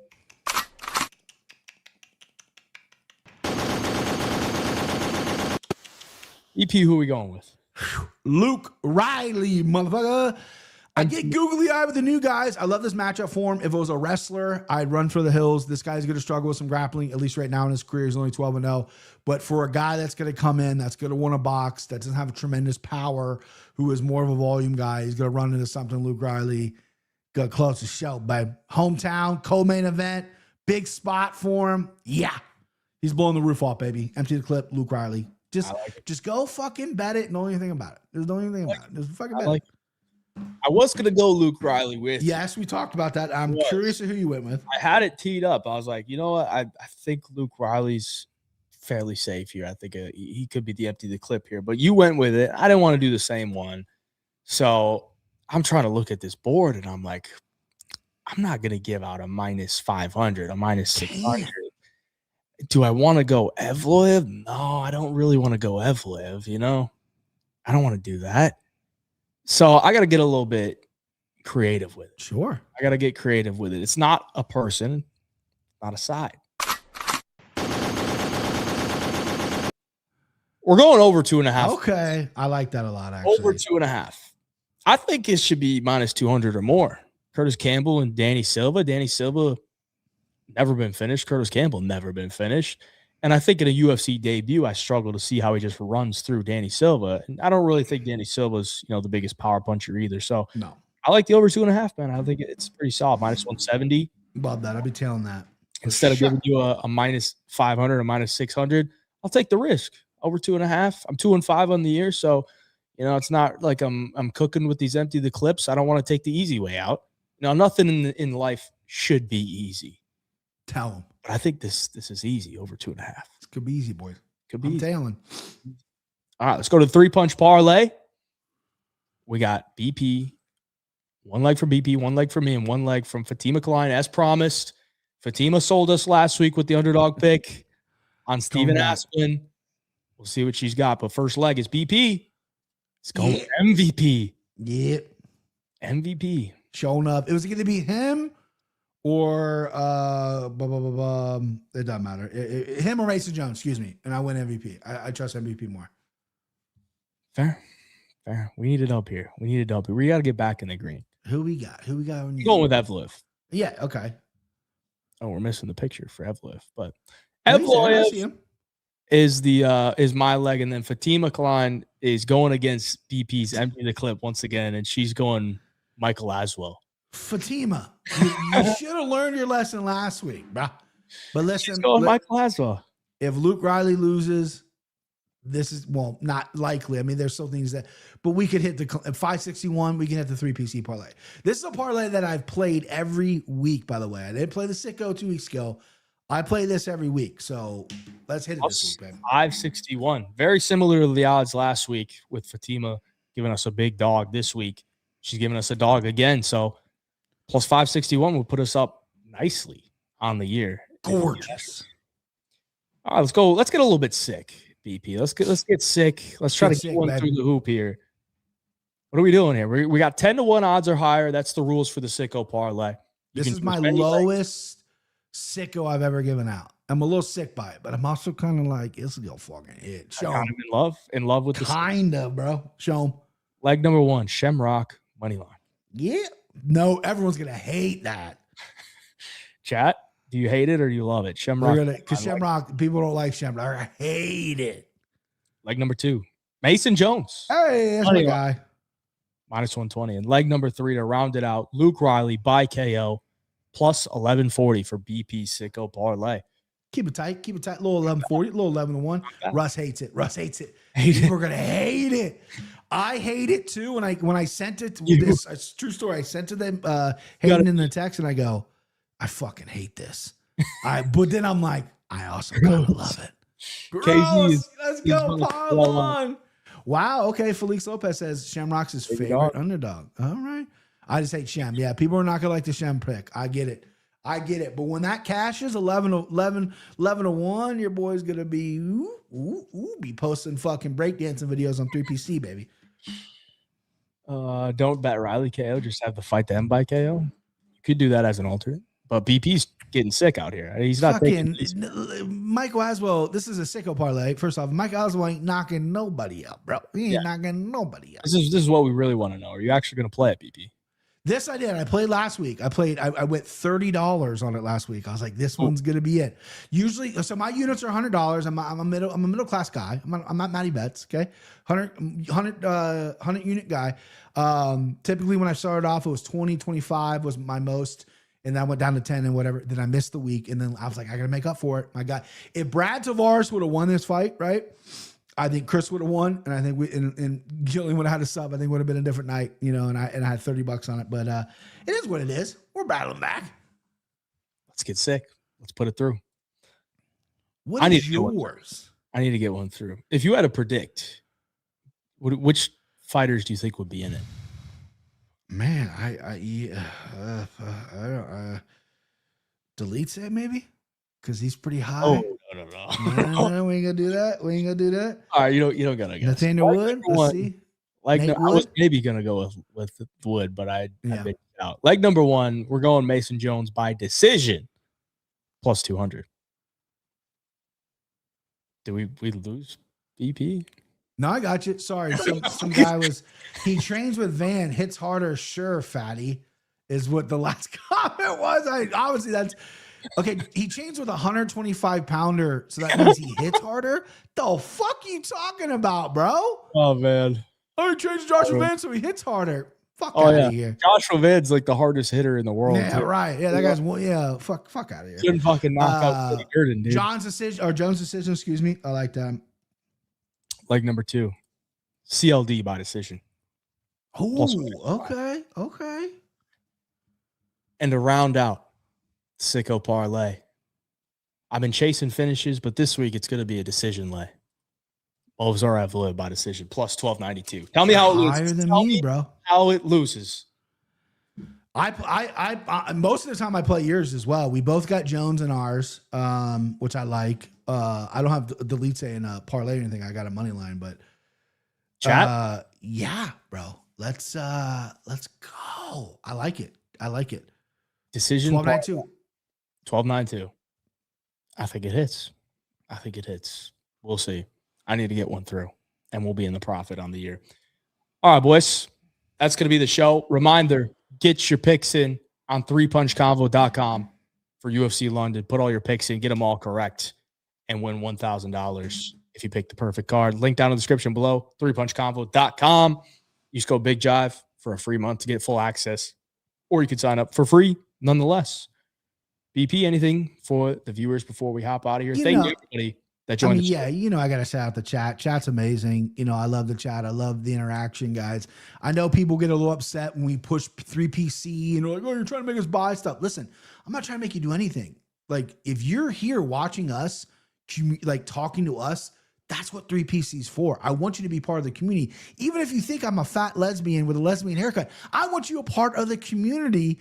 It's the best community on the internet with MMA fans, true MMA fans, and it's only getting started, man. So 3punchconvo.com. We're lot's gonna happen in the future. We just had a video, obviously, and it's just, again, I know a lot of people tune out when we do the ads, but we're not doing like better health ads. We're not doing Manscaped, how to shave your balls. We're doing something for the community. And I think you guys will love it if you give it a shot. So 3punchconvo.com. That's it, chat. You're amazing. Thank you. Good luck this Saturday, everyone. Yes, sir. We'll be back next Wednesday breaking down UFC Seattle. BigJive MMA Show. BP, Jive. Till next week. Yeah.